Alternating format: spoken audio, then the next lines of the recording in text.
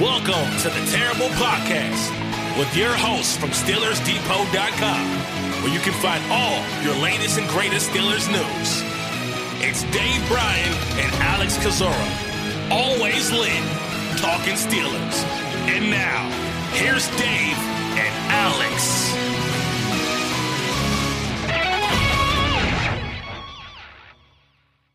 Welcome to the Terrible Podcast, Season 12, Episode 54. He's Dave Bryan. I'm Alex Kozora, SteelersDepot.com. Thanks for being back with us here on this Wednesday, this Thanksgiving Eve. Hopefully everyone has a great, safe, happy, and full holiday. Dave, how you doing?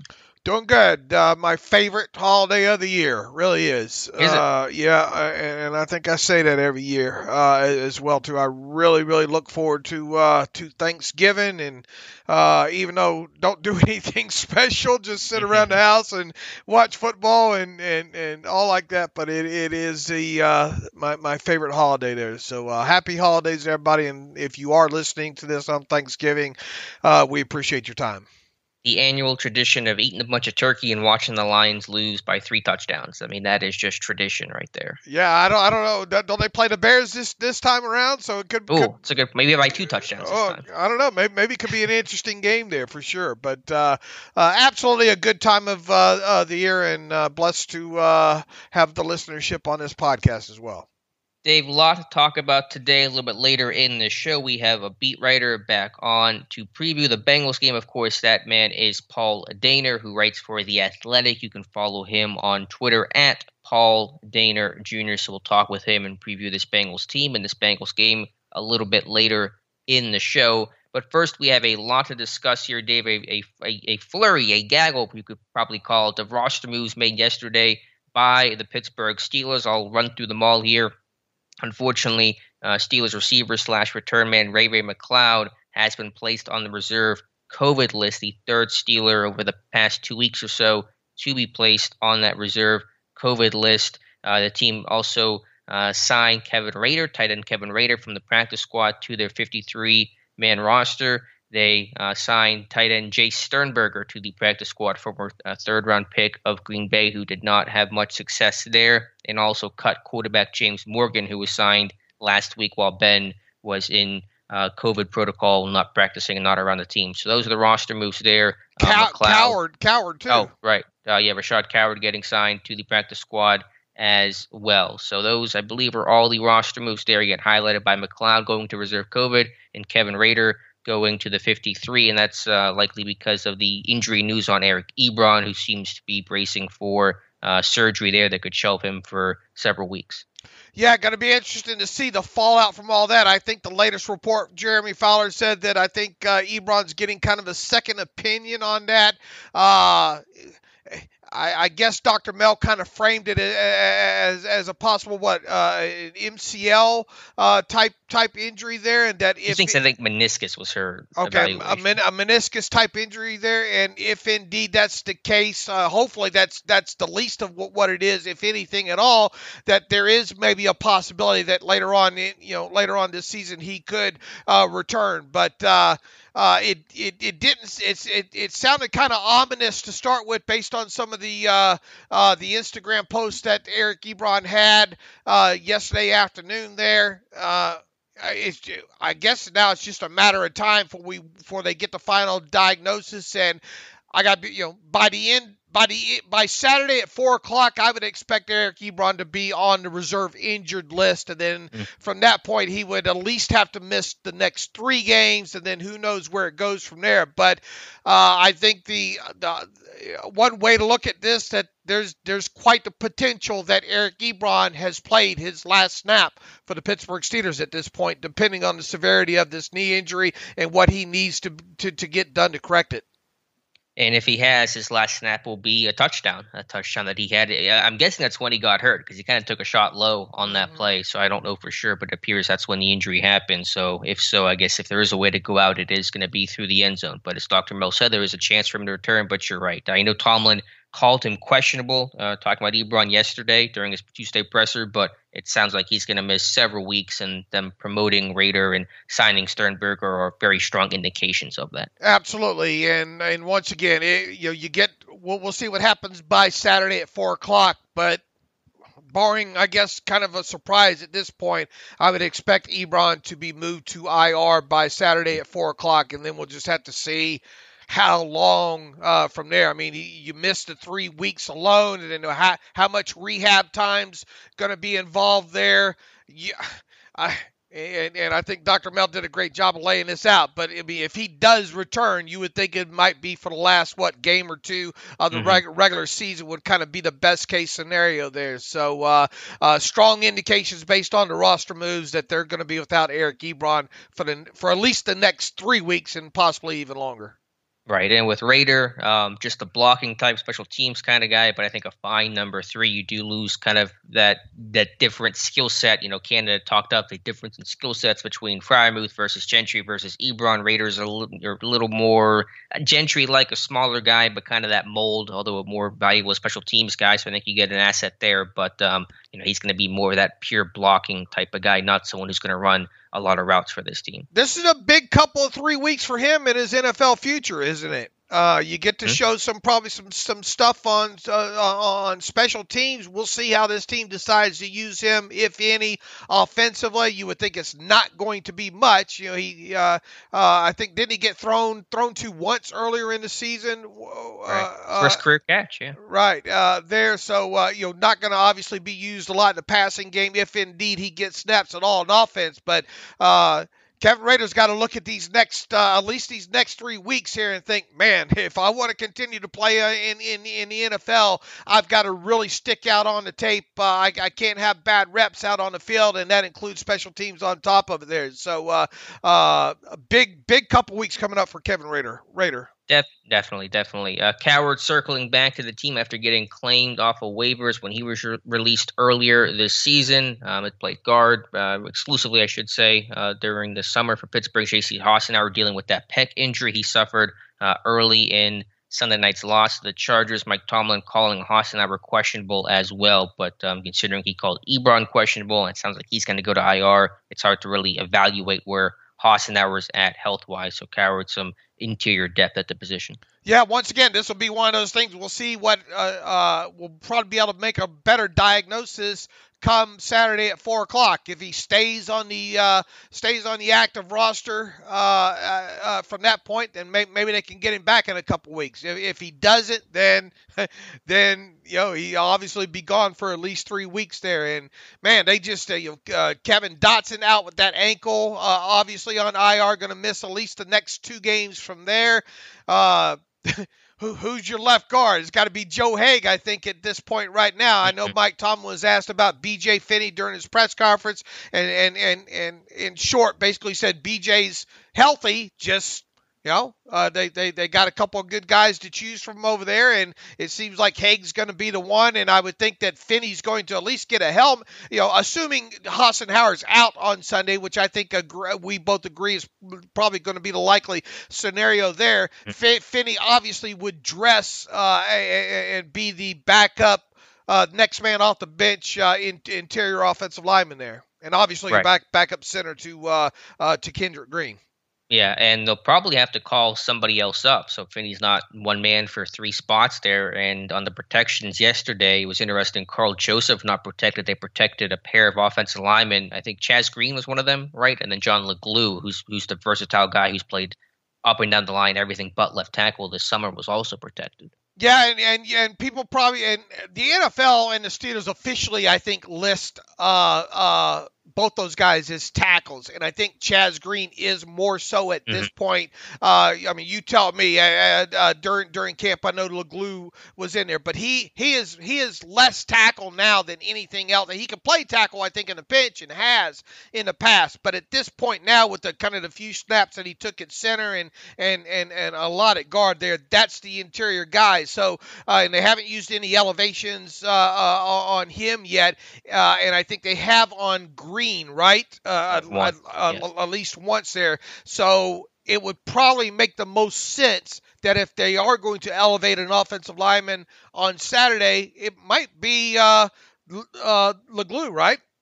Yeah, that would make the most sense. Yeah, he was a tackle, I think, in college, or at least primarily a tackle. But in the NFL and in camp this year, he had played left guard, center, right guard, and right tackle. So he's gotten snaps at everything but left tackle. Even can do some long snapping. So you want to think about emergency backup long snappers, he could be that guy. But yeah, that's probably more of your interior option in terms of still being Finney, the next man up, and Lou being the what would that be, the 8th or 9th offensive lineman? I guess the 8th in that scenario. Yeah, and I guess technically they have no choice but to elevate one because they're going to need to dress at least 8 so they can dress dress what 48 in total against the Bengals. So that's going to happen. It's just a matter of who. So maybe John can be the glue that holds things together moving forward. Oh God! Oh that. Cringing. I was waiting to try to drop that one on you. I need the hi-hat and rim shot. Yeah,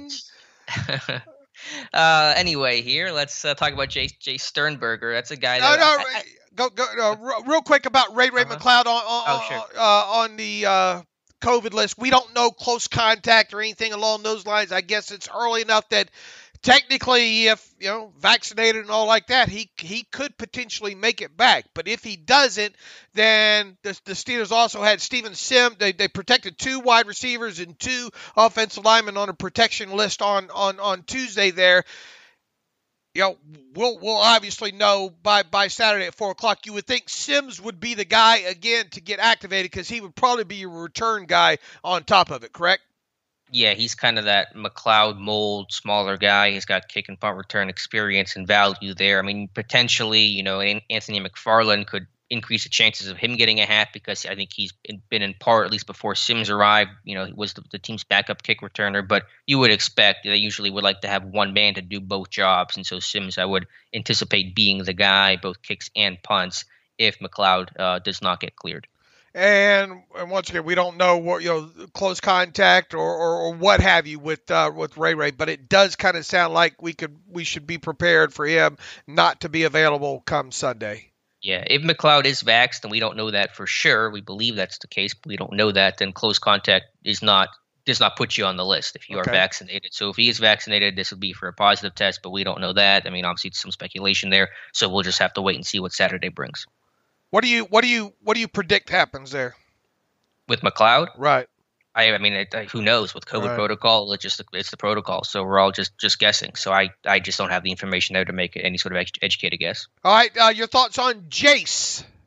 I liked him coming out of Texas Tech. It kind of being that big. I don't know if he was super athletic, but just kind of a downfield threat and was a pretty productive college player if memory serves. But his NFL career has not panned out. He flamed out pretty quickly with the Packers, had some off the field issues, got suspended. So I mean, obviously, I think he's just there for depth, and hopefully he never gets to the point where it's he's elevating and playing snaps for this team. But definitely a guy that I remember doing the profile on coming out, and I like this game. I remember a little bit about him as well too, and thinking this is what he was, a mid-round kind of tight end there.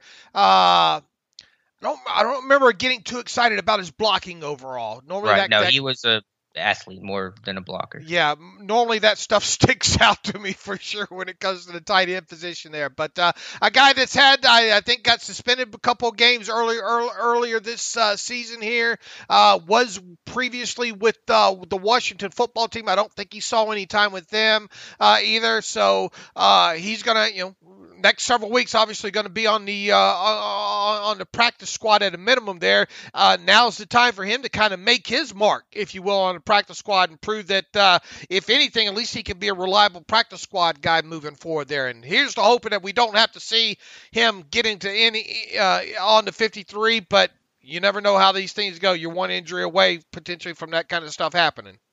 Right, and Josh Carney's 2019 draft profile of Jay Sternberger, he said if you want a tight end who has a big frame, huge catch radius, and surprisingly good at picking up yards, Jay Sternberger is the man for you. Just don't ask him to block much. So that summed up the report there. But again, hopefully Sternberger does not get to the point where he's elevated and playing snaps for this team. All right, Dave, let's talk about the Steelers injury report during Mike Tomlin's Tuesday press conference, and hopefully the cavalry and reinforcements are coming. Mike Tomlin with some encouraging news on the Steelers' outlook heading into a huge AFC North game Sunday against the Bengals, saying that he anticipates TJ Watt, Joe Hayden, Minka Fitzpatrick, and even rookie Isaiah Loudermilk to return and practice and hopefully play against the Bengals this Sunday.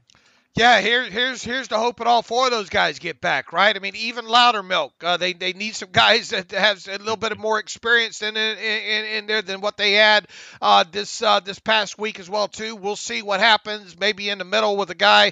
Obviously Davis, wanted to Davis, Carlos resumed practicing recently. They've got still a couple of weeks, I think, to make a decision on him. But if he's healthy enough, maybe they can get him in uniform. But Loudermilk, I think, has represented himself well to date, and specifically, I think, as you pointed out, against the run when there comes to some run metrics as well. I mean, it goes without saying this team needs T.J. Watt back on the field, Joe Hayden back out on the field, and Minka Fitzpatrick back out on the field. Now, Minka, at the time of this podcast, still remains on the COVID-19 list, so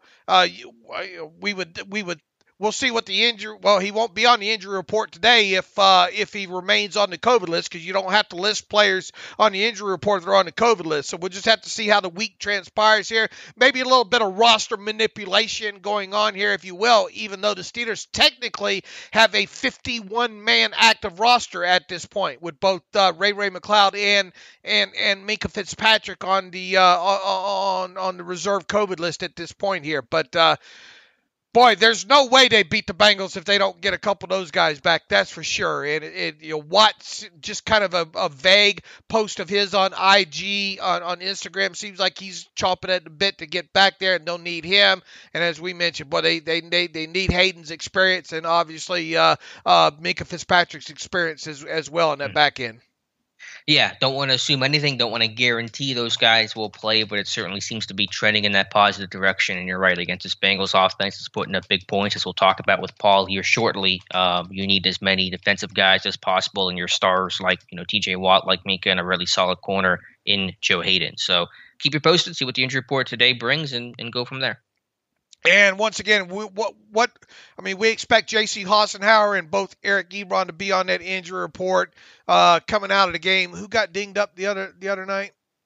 Those were the guys, Ebron and Hassenauer, right? Hassenauer, yeah. Najee took that shot. He came back. Wormley was out of the game briefly. He came back. Same with Millette. So, maybe those guys will pop up. Maybe Cam pops up. Ben, obviously, don't know if he'll practice today. Probably not. And so, typical names. But, Ebron, he's not going to play. And then Hassenauer, I guess we'll have to just kind of see if there's any sort of practice participation. I doubt there is probably any of that today. All right, let's talk about what else Mike Tomlin had to say during his Tuesday presser. And he kind of quipped, in this game with so many defensive guys out and this defense really depleted overall against a very potent Chargers team, that Tomlin said the Steelers needed Canadian football rules to stop the Chargers. Needed 12 guys on the field because they wanted to be able to rush 5 and get pressure, but they also wanted to drop 7 and protect the young secondary and all the weapons the Chargers have at receiver. And so they, generally speaking, they did drop guys into coverage more often than they chose to blitz, but really, regardless of the approach, it did not work, and Herbert really picked them apart.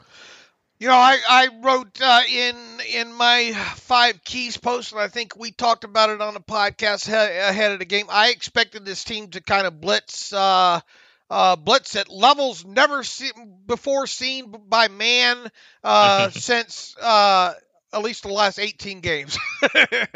But you have had time to since chart that and all, and they did blitz heavy in the first half, but not so much in the second half there. In fact, the normals, I guess, the numbers came in right at about, I guess, their average blitz rate for the season, correct? Yeah, their average blitz rate coming into this game was 25.8%. Their blitz rate overall in this Chargers game was 25.5%, but the second half splits were notable. 34% blitzing in the first half, 16% in the second half. So they came out with a more aggressive plan. Obviously it didn't work well, and Chargers had points in their first 5 drives, so Pittsburgh kind of scaled things back. So I think maybe the intent was to be more aggressive, but they kind of realized pretty quickly that was not going to be effective. Kind of a damned if you do, damned if you don't, right? Right, and those are Tomlin's comments saying we needed 12 because we were going to lose either way. Rush guys, Herbert's going to win, find one-on-one matchups behind. If you drop guys in the coverage, Herbert's going to have all day, and both of those things happened. You just did not have the bullets in the chamber, quality of players here to get done, or experienced guys, man. You saw Delonte Scott get snaps. You saw the other defensive linemen get some snaps in this game. Obviously, Norwood, inexperience, showed in the secondary there. Devin Bush didn't have a great game. It felt early on, especially in the first half, you could visibly see them trying to send the numbers there. It wasn't making a dent in them. And then on top of it, when you did send some numbers a couple times, and both when you didn't do a good job of either containing the edge or protecting the rush lanes there. That's probably some inexperience in there as well too. And as I stated, Herbert, is not Josh Allen, but he might as well have been in that game Sunday night. I didn't see him rushing 9 times for 90 yards or whatever it ended up being, but that was a big component to it. I mean, those 90 yards, that's 90 yards. That's almost a full football field that you gave up to him alone just by unscripted him running, using his mobility there. So I thought Tomlin laid it out. You just kind of throw up your hands and say, we just didn't have the personnel. I don't think anything that they, outside of maybe a player or two making more plays defensively, they didn't have any answer for it. And the fact that they kind of shored things up there, I guess, a little bit there in the fourth quarter, right? Spoke volumes of at least being able to stay in it there at the end. Yeah, until the very end. And right, until the very end. 3-yard touchdown. Yeah, and Tomlin basically said as much. It was just a personnel lack of talent, especially when it comes to the lack of quarterback contained. He said, quote, under normal circumstances, our 4-man rush probably is good enough to keep quarterbacks in the pocket. He cited the Buffalo Bills game where they did that against Josh Allen. Of course, when Tomlin says under normal circumstances, he means when this team has TJ Watt and all the talent that it typically has. And so when you're trying to contain with Tuska and Taco and Archibong, Scott, etc., it gets pretty ugly. And again, it had that very much that preseason game kind of feel. I know Mike Tomlin won't use this, won't come out and try to use that as an excuse, kind of thing. But when you look around the NFL, Alex, and you look specifically at teams that like the Ravens and what they have gone through, especially on the defensive side of football, and they're holding up over there, does this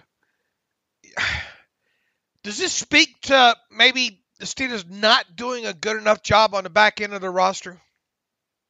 Well, I think whenever you're hit with injuries the way Pittsburgh has, it's tough for any defense. I'm sure Baltimore's had their issues this season. And so, I'm sure they have their gripes at times. How big a difference, too, would this game have been had you had the Melvin in there still with you?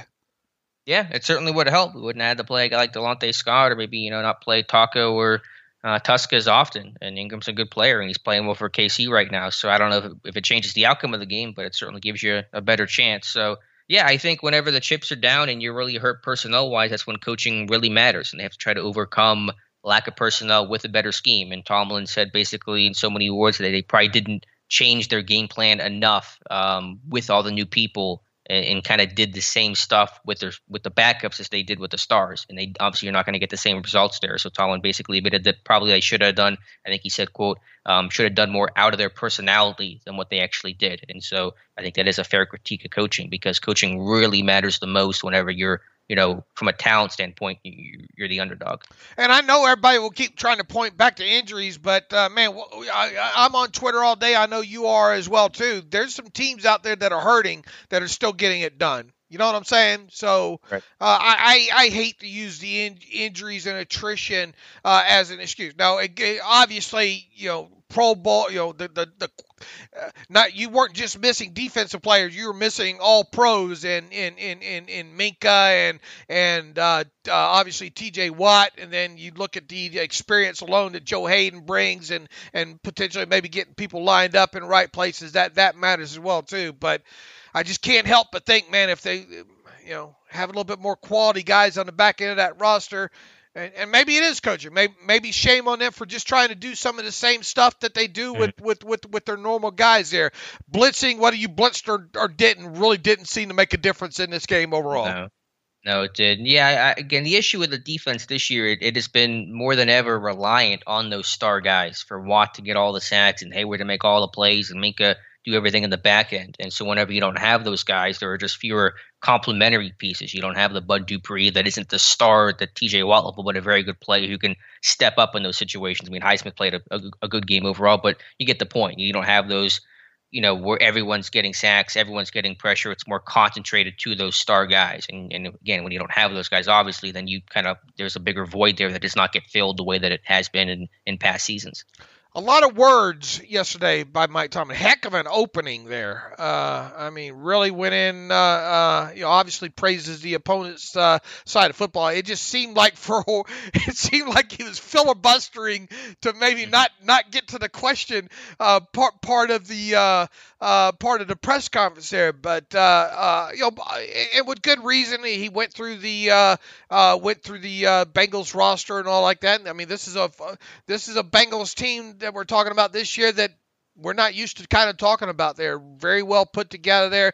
Talked about how Jamar Chase is why his numbers might not be what they were at the first half of the Bengals game. Is that's because he's finally getting some respect from opposing defenses, and that's causing the ball to go different areas on the field. I mean, he broke down talking about Dan Moore better bring his lunchbox on Sunday there, going up against Hendrickson over there in that game there. So Tomlin just did the typical laying out of the opposing team there. He did finally get into the question and answer part of the press conference there. What stuck out to you there, Alex?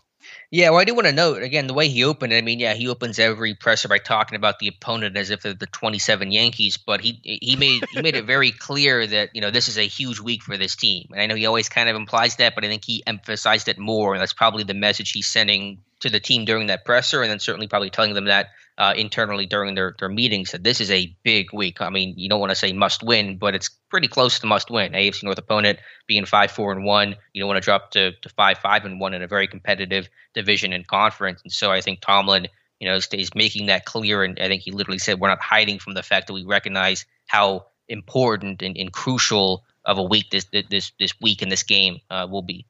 I mean, how big a game is it? I mean, is it must win? I don't think you have to call it literally must win, but it's just a notch below that actual must win term. And if you don't win this one, how big does the game against the Ravens next? Well, that becomes must win. Yeah. So what you're saying is you better win one of these two, right? At least, at the minimum. At least, yeah. You can't go 0-2, and even 1-1 is going to be tougher, but definitely at least go 1-1. Makes you wonder how maybe close do you think maybe if this it had. I wish somebody would have asked Tomlin had the Chargers game been a playoff game, would guys like Hayden and Watt played in it? Who knows? Tomlin would definitely not have answered that question, but I mean, who the heck knows? I get the feel that maybe they would have, but that's just me. But he made sure to score the fact that this is a big game, and it is. I mean, look, this is the same Bengals team that came to Pittsburgh back in week 3, and took care of business there. And this is one of those ones that I had circled that they were going to sweep the Bengals this year, and that obviously won't happen. Now I'm kind of wondering whether or not the Steelers get swept by the Bengals there. All right, what else stuck out to you?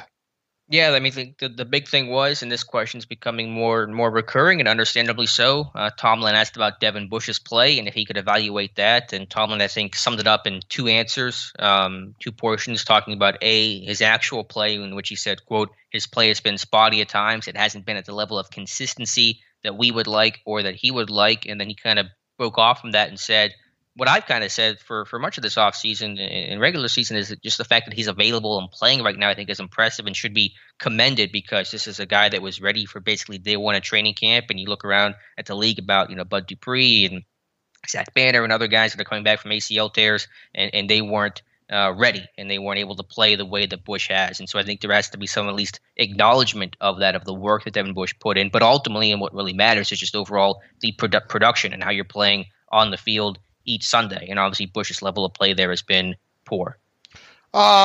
what do you think his old man thinks about that? What do you think about it? I mean, how did you like? I thought Mike Tomlin handled it well, praising him and making sure you talk about how he's had to come back from the knee injury and all, and spotty. I mean, has Devin Bush's play been spotty or above spotty or below spotty? Yeah, I mean, I think Spotty's trying to be a little charitable there. It's been poor, is how I would describe his play. It's again, I think there is still a hyper focus on wanting to. It's the blame Canada approach. I'm not talking about Matt Canada. I'm talking about the old blame Canada, blame Devin Bush for every single thing. I've seen people blaming Devin Bush for the Mike Williams touchdown. I mean, it's not Devin Bush's fault. So I think it's become a little too convenient and easy and kind of piling on to blame Devin Bush for every single fault of the Steelers team. But has Bush played well? No, obviously he has not. Our very own Jonathan Heitritter did a breakdown from the All-22 tape and TV tape on Devin Bush's play from the Chargers. There are some things in there, though, that show, Devin Bush Sr. on the radio last week talking about burst every other sentence or every other word.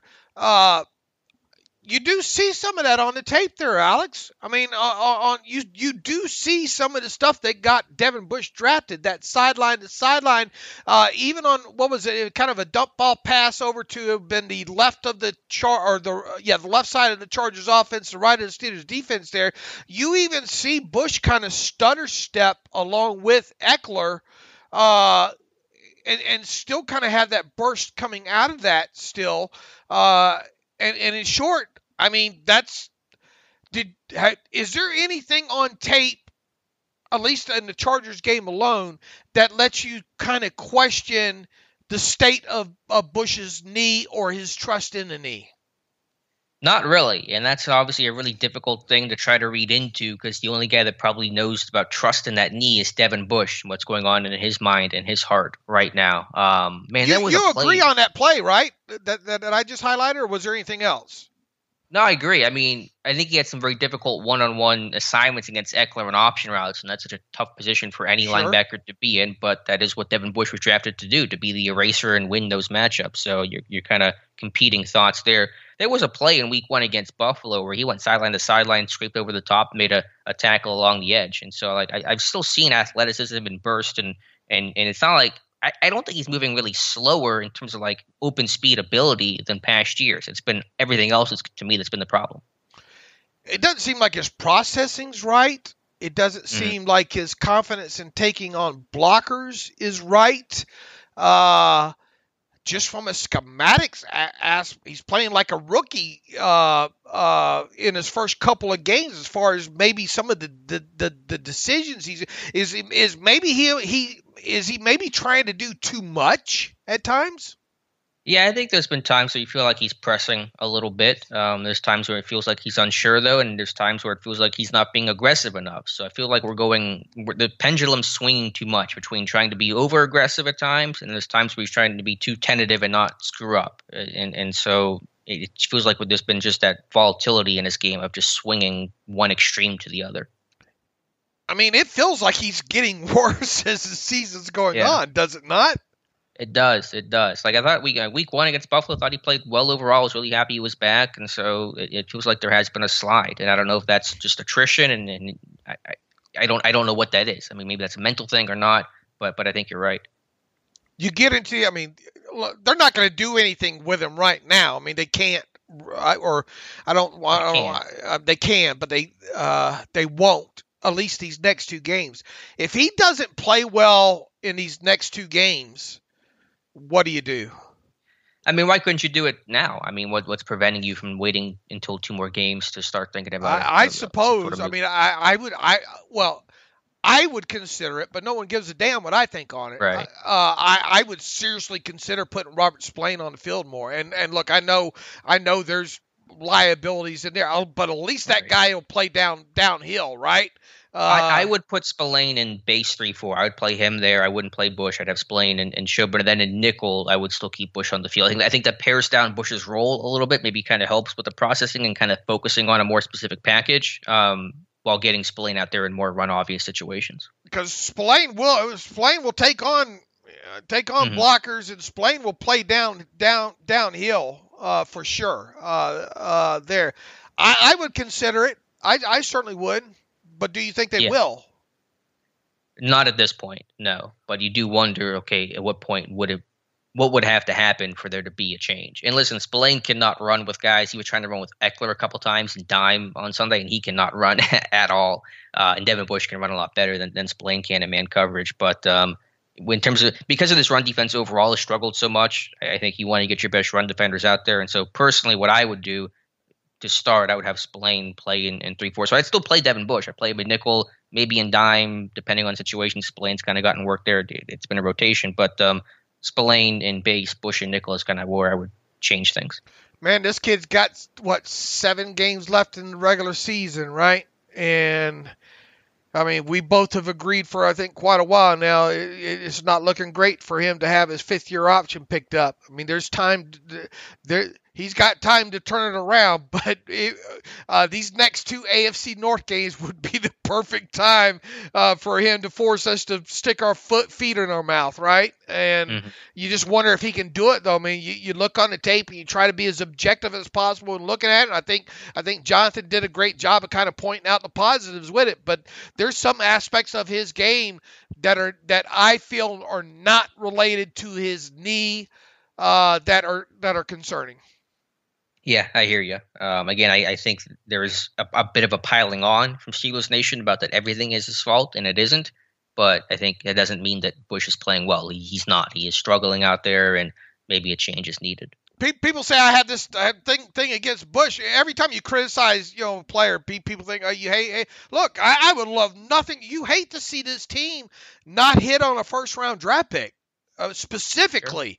Sure. There, it's crippling for a team like the Steelers, in my opinion, to not hit on a guy that does not make it to the second contract. You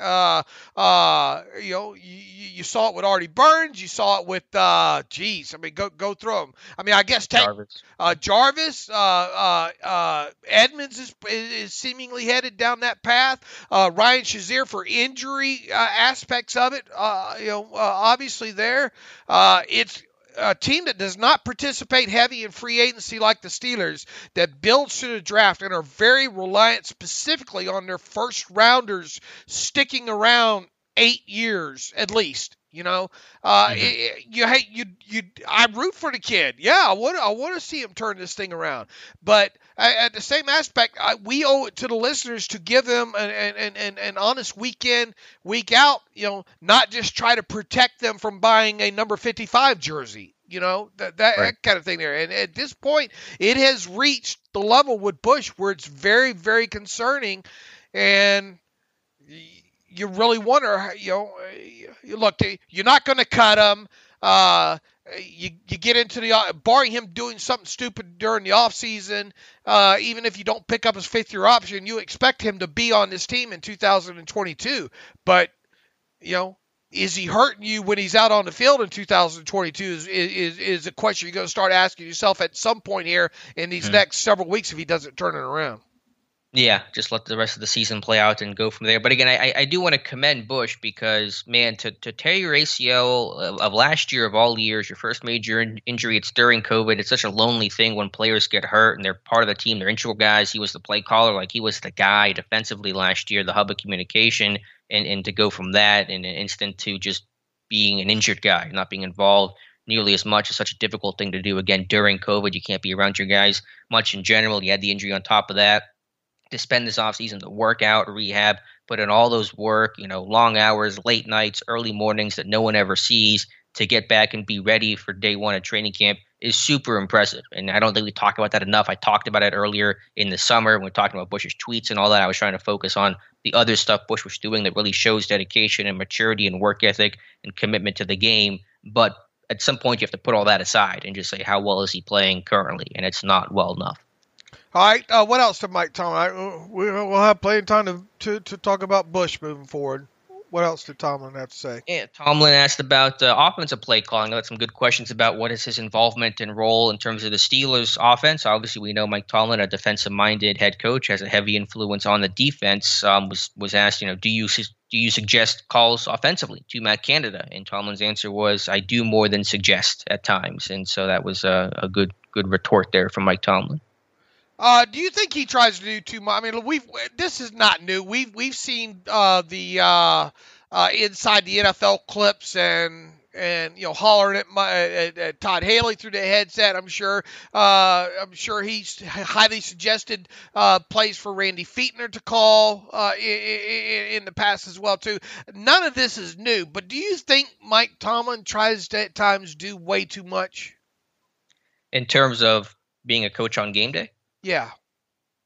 I don't know. I think he's a really experienced head coach who's been through every scenario and every situation, and I think he's probably more comfortable to spin all those plates more than a rookie head coach would be. Do you think he's highly suggestive more than maybe we even think, or do you think it's in crucial situations he tells Butler, hey, keep running this? Or to Matt Canada run this? Do you think it's key moments, or do you think there's more? Does he do it more than maybe we would maybe imagine? Yeah, I think obviously defensively he's got a more consistent game day influence in terms of play callings than he probably does offensively. But I would imagine that he'll get in Canada's ear when it comes to big play moments, and then just maybe some broader in-game stuff. About let's be more effective with the run game, or let's scrap this kind of style or philosophy, or let's go more quick game, or hey, let's take a deep shot here. He maybe has more input there. I mean, it's hard to say. Obviously, we don't know that, for sure. But sure, I think we don't think about his influence on the offense very much because he is a defensive-minded coach. But we have to remember he's the head coach. He is doing everything. Right. He is the overseer of every aspect of this team, offense, defense, special teams. And so I think we probably don't think about that enough, and maybe that's why that answer took some people by surprise yesterday. All right, what else Tomlin had to say? I think those were kind of the big things. Anything stick out on your end from Tomlin? No, I mean, obviously your eyes go straight to the parts about Bush there, and we already hit on the blitzing and those kind of things there. He talked about what B.J. Finney is healthy. We already talked about that. You've gone with Joe Haeg before. What was the rationale behind that? Joe is very versatile. He's played a lot, has started a lot, as has B.J. We got some tough decisions to make, yada, yada. I think we can read out of that Joe Haeg will potentially get started left guard this week, and hopefully with practice. That would be helpful. At the position, because it painfully showed late in that game there who they were attacking and why.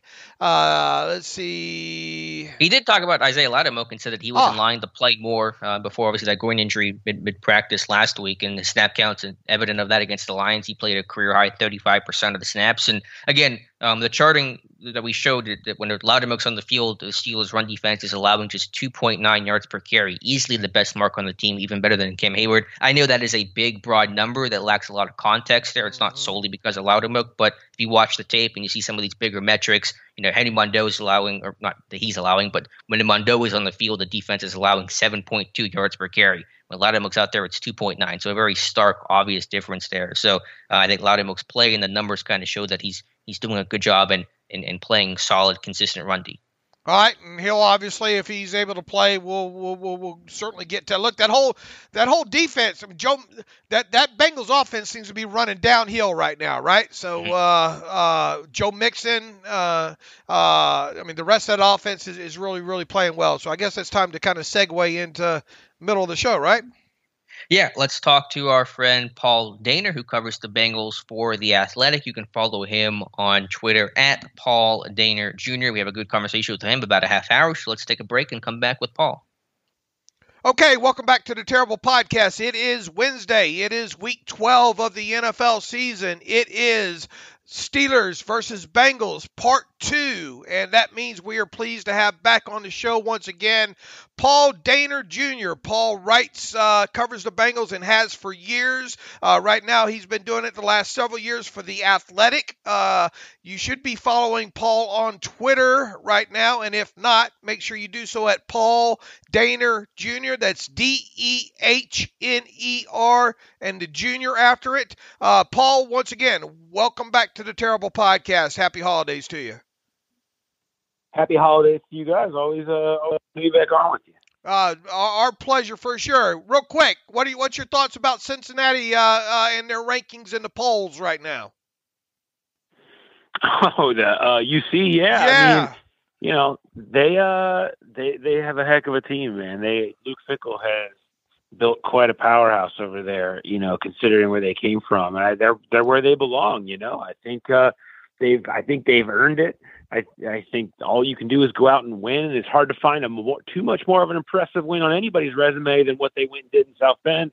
And they're gonna have, the thing is they've got one more. It's not over yet. They go to East Carolina, but after that, Houston in the American Championship game will be a tough one. If they win those, they'll be where they belong. I know personally, as someone who enjoys draft coverage, I would love to see Cincinnati and Ohio State and see Sauce Gardner go up against those incredible Ohio State receivers for 60 minutes because all those guys will be playing in the NFL next year. Absolutely, and we're almost to that time. I know I'm paying a little bit more attention, especially the quarterback there at Cincinnati. So it's going to be we'll obviously have to have you on after the season, maybe talk some of these prospects as well too. But let's talk about the other Cincinnati team that matters right now. That, of course, being the Bengals, coming off a huge win out in my neck of the woods out here, out in Las Vegas. Here, they took care of the Raiders pretty good in their own stadium there. And the Bengals did so coming off of the bye,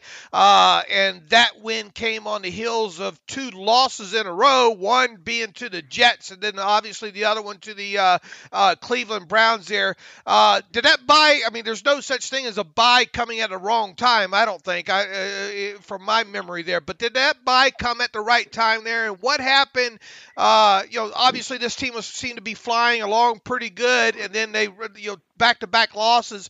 What seemed to happen in those back-to-back losses there? And, talk about this team coming out of the bye week and their performance against the Raiders. Well, there's a couple of different things in the back-to-back losses. I think that, the game, the blowout against the Browns was, we've seen this across the league this year where it seems like games are either they're really close, or you get one team that has just stunningly run away with these blowouts. We've seen a ton of blowouts and then a ton of games that come down to the last play. And it's mostly because turnovers. I mean, the one thing with this team is Joe Burrow has thrown it to the other side a little too much. And if you look at the splits when they win and when they lose, they turn it over. And that's what happened against Cleveland. You guys have seen Cleveland. Right.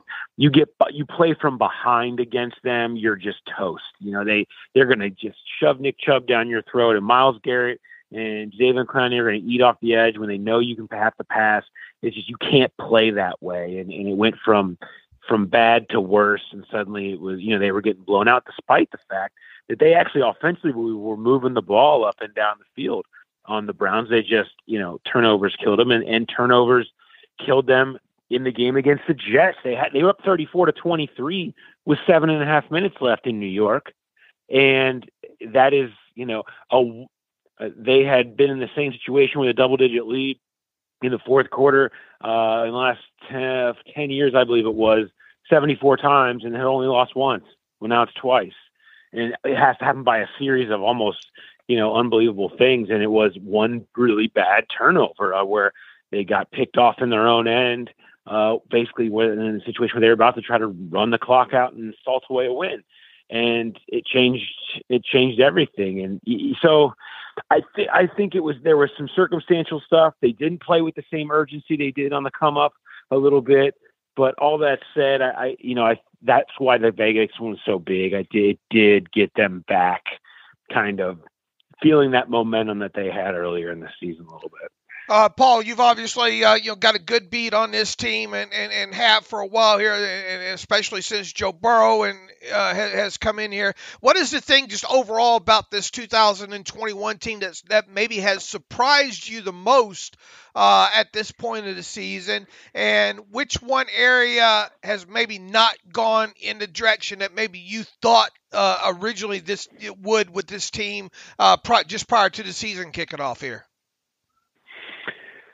I think the defense has been the biggest surprise, that outside of that blip that we talked about there over those two games where really just the Jets game, they had a really bad day, and I think they got beat up by a team that had a good plan against them. But the defense has been so much better than anybody anticipated consistently. They rank in the top 10 in points against, and most major metrics they're in the top 10 that matter defensively. They've just, all of the new pieces that they brought in have checked off the box, and some exceeded expectations, whether we're talking, Trey Hendrickson, Chidobe Awuzie. These two guys, there was some debate over whether Hendrickson would be able to come in, how much of what he did in New Orleans was based on what others were doing around him. Was he a fluke? He's not a fluke. He's been a beast in every way imaginable. He's a monster. He's a monster. Yeah, and Awuzie has come in and played like an absolute number one corner, right, coming over from Dallas, and he's done it all season long. So when you guys know, the Bengals and Steelers haven't dabbled in free agency often. In fact, less than almost anybody, and the Bengals have shocked everybody the way they have last year. But when you get in free agency, it feels almost like a coin flip most times, that you're either going to win or lose, and sometimes you're just going to know that it's just that the fit doesn't always happen for you. Well, they didn't have any of their free agency fits that didn't happen for them. Like, all of them on that defensive side of the ball have worked out. Larry Ogunjobi has been great in the middle. Hendrickson's been great. DJ Reader now in a full first season is arguably their best player on defense, stuffing the run and still giving them some pass rush.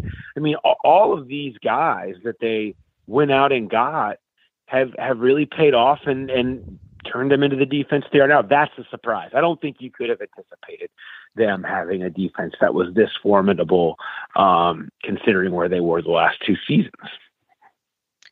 Paul, looking at this Bengals offense, I think it's interesting. They didn't score more than 27 points over their first 5 games. Since then, they've been over 30 in 4 of their last 5, and that's with Jamar Chase being pretty quiet over his last 3 games. What's been the spark to have that difference to kind of get this team more consistently over that 30-point mark? Yeah, it's funny, and I appreciated Mike Tomlin's comments because they're true about how defenses have now started to, see what Jamar Chase has on tape and respect it. That's what the Bengals were waiting for. That's why they drafted Jamar Chase. When the attention goes to Jamar Chase, and when everyone's sitting there staring at him, it's Joe Mixon on a light box. It's Tyler Boyd killing people over the middle.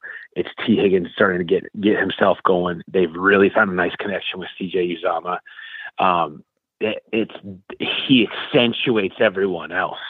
Because teams don't want him to beat them, and their point is, well, fine, you pick your poison, and teams are picking the other poisons, and they're getting poisoned. It's kind of what it's turned into. Tyler Boyd, they have had so much success in the touchdown that he had, his first touchdown back in Pittsburgh in the first game, is the perfect example. They've had so much success using Burrow in empty and spread and just waiting to see if they're going to put a linebacker on Tyler Boyd over the middle, or who's going to end up on him and Burrow just processes so fast.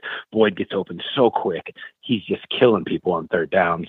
And so when you already have that attention on Chase and people are worried about that, you end up with all these mismatches in the middle, and including Chris Evans, who they've really started to involve more lately. And so basically you have a situation where they'll go out there and they'll be an empty, and you will have Evans and Boyd on the inside slots. Well, if you have any linebacker on the field, he's on one of those two, and Burrow just looks at which one it is. and he hits. Great. And they're converting. just what Alex wants to hear, because this defense has gotten killed over putting some linebackers on some people they have no business. So Alex, get your Tums ready for the tape. Is Evans They've been doing it a lot. Is Evans taking on that Gio Bernard role? They're kind of similar players, kind of more pass catching. I think they're more the same number. Is he kind of in that role? Yeah, a little. I mean, I think that's where it ends. I mean, maybe I think by next year.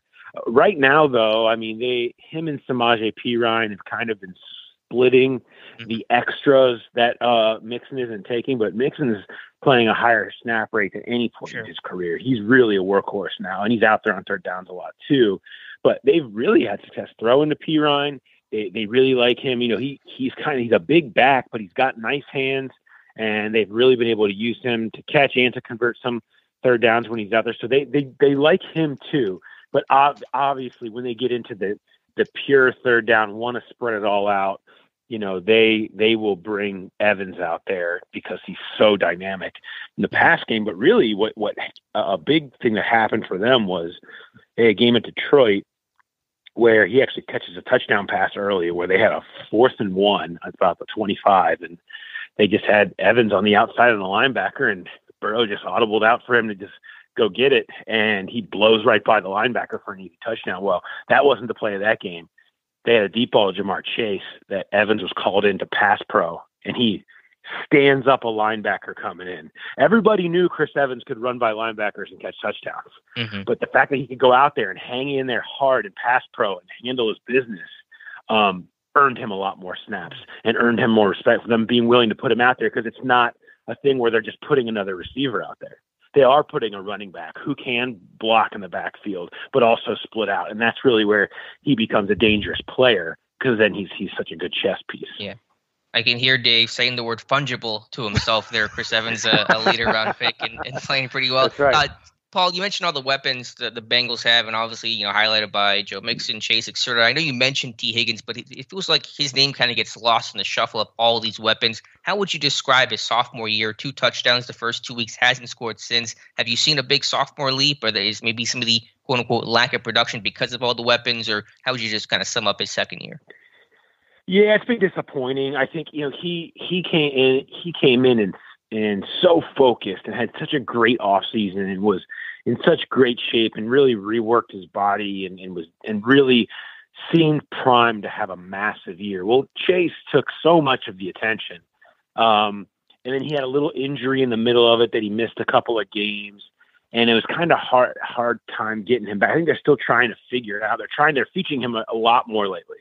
You know, his target share is way up because he's really the one that teams are saying, well, we'll have to live or die by trying to cover T. Higgins one-on-one with our second best corner. And so they've gone there a lot. He hasn't won as much. He's certainly had good moments, but he hasn't been as dynamic, I think, as they have hoped for. But I think they're still kind of trying to figure out the dynamic of how that all works now with all the attention that Chase is getting and everything. But he hasn't been, I think, the just killer that they hoped he would be this year, but he's certainly been good enough to win a whole lot of one-on-ones and make a bunch of big plays for him. Paul, where did Logan Wilson have to go to during the offseason to have that ball magnet put inside of him? It certainly looks like the ball finds it. I know Ben Roethlisberger, Wilson got him, what was it, once or maybe even twice, I think, in that game. I forget specifically there, but I think one was tipped, I think, up in the air, and Logan made a nice play on it, and the other one, Ben saw Logan was wide open, so he threw it right to him. But how big, has that been? Because, all the talk kind of, I think, going into this season, it was Jermaine Pratt and Logan Wilson. Now it seems like it's kind of gone the other way there. It's Logan Wilson and Jermaine Pratt plays with him. Talk about his just overall maturation and growth and his smartness. This guy looks like he's going to be the real deal in the AFC North as far as linebackers go for quite a while now. Yeah, he really, he came in, everybody, I had a story before the season talking to everybody I could in the organization about who you expect to kind of be the biggest jump player this year. And it was almost unanimous. Everybody said Logan Wilson. He looked so good in camp. He really, you really saw him coming on at the end of last year, and they gave him the green dot on the helmet and everything else because they envisioned him really taking over, and he took a lot of ownership of it. And then all of a sudden he's, you mentioned it. I mean, he's creating turnovers. It's fallen off a little lately. I mean, teams can take advantage of him in the run game. He's not as big. He's not as physical. He can get washed out and beat up pretty quick. There were some real ugly reps against the Browns. In fairness, a lot of teams have ugly reps against that powerful Browns running game. But,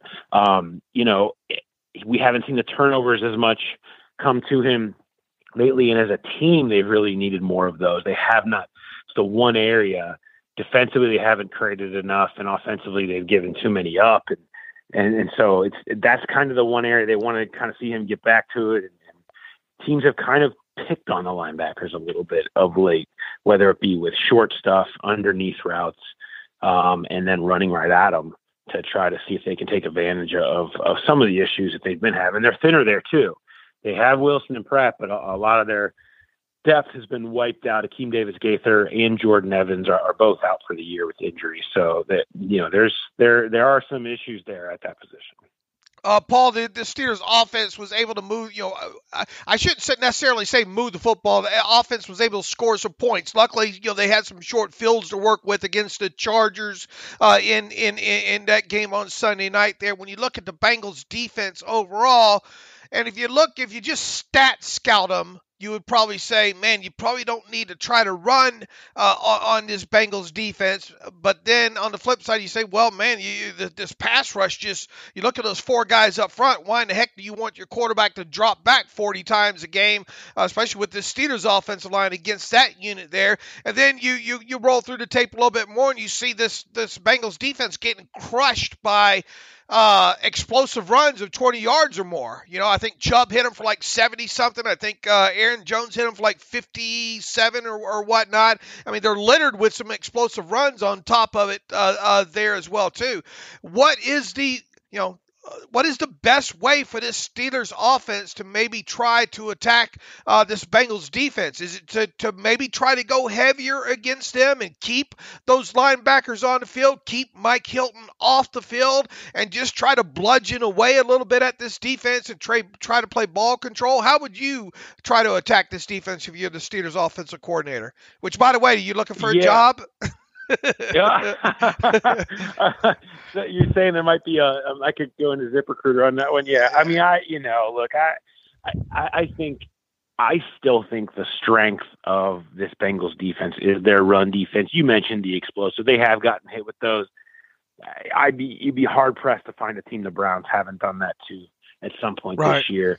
They've had a few issues with their safeties coming up and missing tackles that have caused some of the big ones. But for the most part, on a consistency, on a success percentage of run plays, they're really built to stop it. I mean, DJ Reader is one of the best at doing that. Larry Ogunjobi is playing 3 technique, and they're using him there as a pass rusher. But you guys know, I mean, he's a beast against the run. Mm-hmm. Sam Hubbard is one of the best edges for stopping the run in the league. Their front four, I think, outside of Hendrickson, I mean, their strength is run stop. And, taking advantage of the linebackers is something you can do, and you certainly need to try to do that to get to that next level against them. But teams with really good run games have struggled to get any consistency going. And what they were talking about, Dalvin Cook didn't have a great day. Aaron Jones had popped the big one, but on a whole, didn't have a whole lot else that went going for him that day. David Montgomery didn't do much against them. They shut down the Raiders this past week. I still think that's their strength defensively, is stopping the run. And I still think you need to try to throw underneath, do crossers, try to get these linebackers covering, and then not be afraid to attack down the field if you feel like you have a chance. They have been able to be had down there a little bit, but it's, they will miss tackles if you get them in space. They have done that a lot this year. So I think that's going to be a big thing, is try to get them in a spot where you're forcing these guys to go tackle in space, because it's been a bugaboo for them this year. It's just far too many missed tackles, allowing some of those big plays to pop off. Is Eli Apple the weakest spot maybe on that defense? Yeah, he had a big play last week, an interception that was a big part of putting the game away. And he is the weak spot because he's one of the lone backups in there. I can't remember. I can't recall. Maybe 5-6 years ago there was a season like this. Seeing a team this healthy this time of year. So if you look at their starting 22 from week one, and they're projected before the season started, 17 of the 22 have played every game. Wow. I mean, it's unheard of. And you go to the specialists, have them in 20 of 25 of your starters have played every single game. It's almost unheard of in this league, especially when you look around the division, right? I mean, the Ravens Baltimore's banged up. Yeah. Banged up. You guys, the Steelers are banged up. The Browns are trotting out a guy who's as broken at quarterback as you'll see, trying to get out there and play, and everybody's coming on and off IR. The Bengals they go out to practice with their guys every week, and there they are again. It's been, they're due it. They have had a lot of unhealthy seasons in recent years, but it's been really remarkable. So yeah, when you asked about Eli Apple, absolutely, he's probably the weak link out there because he's the only backup plan. I mean, everywhere else are your projected starters. These holes that develop on every team over the course of a year just aren't really here right now because their starters are all still out there playing. One guy who's healthy, but has been pretty candid in terms of assessing his play this year has been Jesse Bates, who I've always been a big fan of him coming out of Wake Forest. He said, I think recently, he just isn't playing well enough this year. His focus wasn't where it always needed to be. Why has he struggled more so this year than past years? Really tackling. He's had some of the big missed tackles that we mentioned earlier, those long runs. And when a safety misses a tackle, you guys know what that ends up looking like. And so that has been, where he was talking about it. And, I think he anticipated getting a deal done before the year. And he anticipated being maybe the highest paid safety in the league. And when your team tells you pretty straight up that they don't view you that way, and you now are having to go after coming off a career year where you were, PFF had you as the best safety in the league and rated in the 90s, and you got to go out there and do it again, and you're worried about injury, and because you are in that contract year, and you're thinking about the franchise tag or the long-term extension, and you're trying to set yourself up for life. It absolutely can get in anybody's head. And I don't really blame Jesse for the fact that it was in his head a little bit. I actually commend him for being so honest and admitting to it. And so, but I think he realized that he was playing that way, and that's part of fixing it. And he had a really big play in Vegas on a 3rd and short that he came up and made a big stop to force a punt. And I do think you might see a little bit of a new Jesse Bates going forward, but yeah, he's been inconsistent. He's been part of some blown coverages. He's been part of some big missed tackles, and I think I don't think he's a problem. I think he'll be fine, but he's like any player in this league, man. You start worrying about your money, and all of a sudden you play differently out there.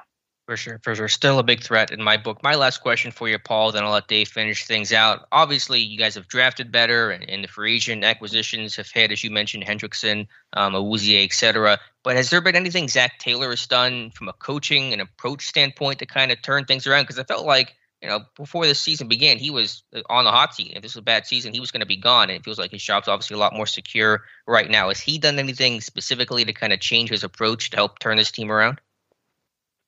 He gutted the roster. He finally cleared out the roster to have all his guys in there. And, it's like any, the Bengals and Steelers haven't had to talk a lot about how do you quickly change over with a new coaching staff. You have the same coach year in, year out, like you do with Marvin Lewis and Mike Tomlin and Bill Cowher.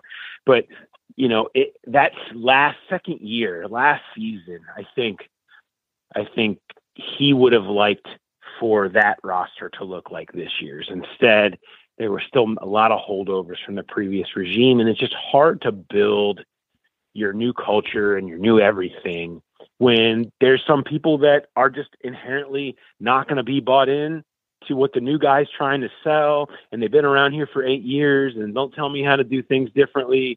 And you want to have a young, hungry team, and you have guys like, and this is not a knock on these guys, it's just a matter of where they were in their careers. You have AJ Green, who's already Pro Bowl, I'm thinking about the Hall of Fame, and you have Geno Atkins, who's on his last legs, and you have Giovanni Bernard, who's been around forever. These are good quality players or whatever, but there's just a different feel for everyone in that locker room when you're trying to create a leadership dynamic.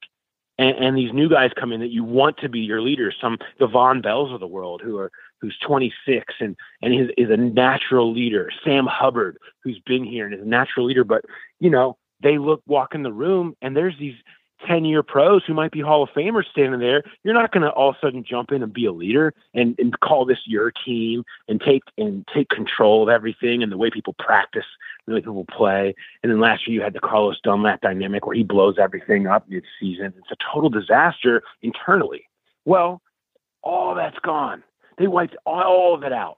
I mean, there were a few holdovers that stuck around that are part of the core going forward, the Bateses and the Hubbards and that, but they built this thing where everybody feels comfortable to be about this new Bengals group now.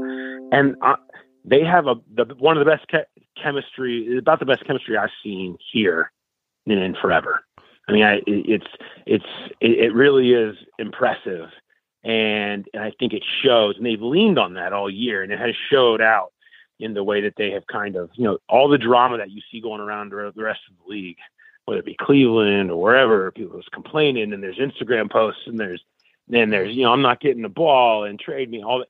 None of that. It's been so quiet here.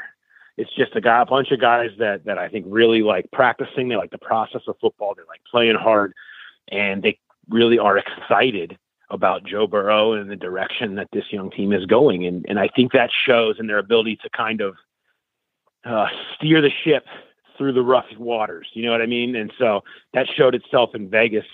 And I think they hope that it will show itself as they go forward to the rest of the season. Paul, what's going to happen at right guard this week for the Bengals? Adeniji, I think, is going to be the right guard for this team for the foreseeable future. Team Adeniji, he tore his pectoral in the middle of summer, and they didn't really know what they had in him. They just hope to get him back and see what he was. I mean, he's played tackle for him last year. He acquitted himself okay. Last year, when he was called into duty earlier than he probably should have been ready as a 6th-round pick out of Kansas, and well, they got him back, and they put him in the 21-day window, and he was impressive in practice. They liked it. They like his mental makeup. They like his attitude. They feel like he can definitely step in and play guard. So they gave him a shot. And he played well. And then he went to Vegas and he played better. And I think they feel like he's going to end up being their answer for them there, at least for the time being. So I foresee Adeniji being the right guard there, barring injury, the rest of the season. Is this a 10 or 11 win team this year? Obviously, the schedule gets a little bit tougher for everybody in the AFC North moving on through these next games here. And it's a big weekend in the AFC North with obviously the Bengals playing the Steelers and the Browns facing the Ravens here. How good is this Bengals team, Paul? I think our sample size is big enough now to say that they're pretty good.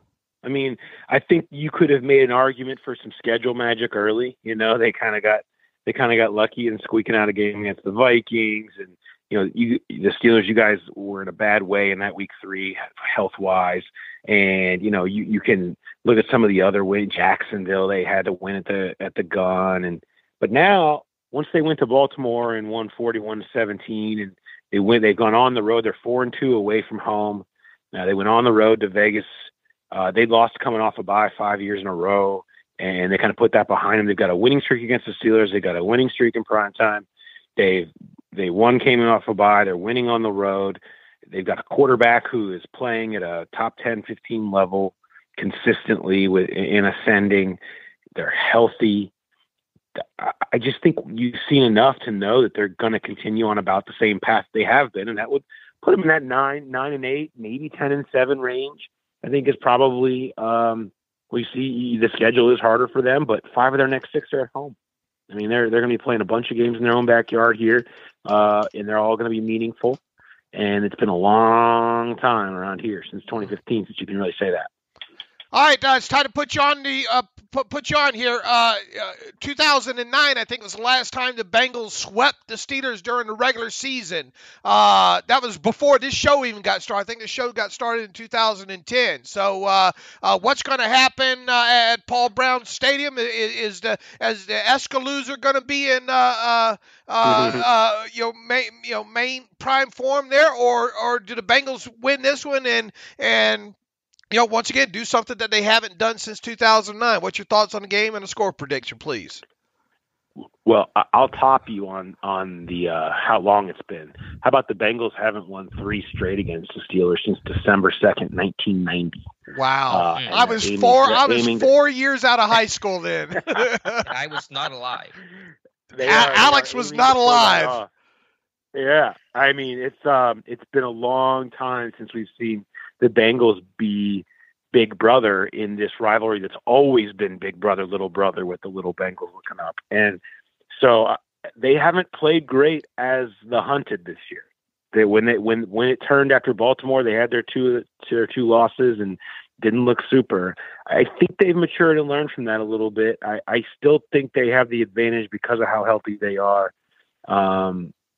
Obviously, how healthy Pittsburgh is getting on defense is very scary, particularly seeing what TJ Watt will do on Sunday when they don't have to worry about him in the first game. That said, I think I'm still going to pick the Bengals 24-21. I just think that they have, I think they've got a little bit more firepower here right now. And I think Burrow's going to take the next step here over the next month.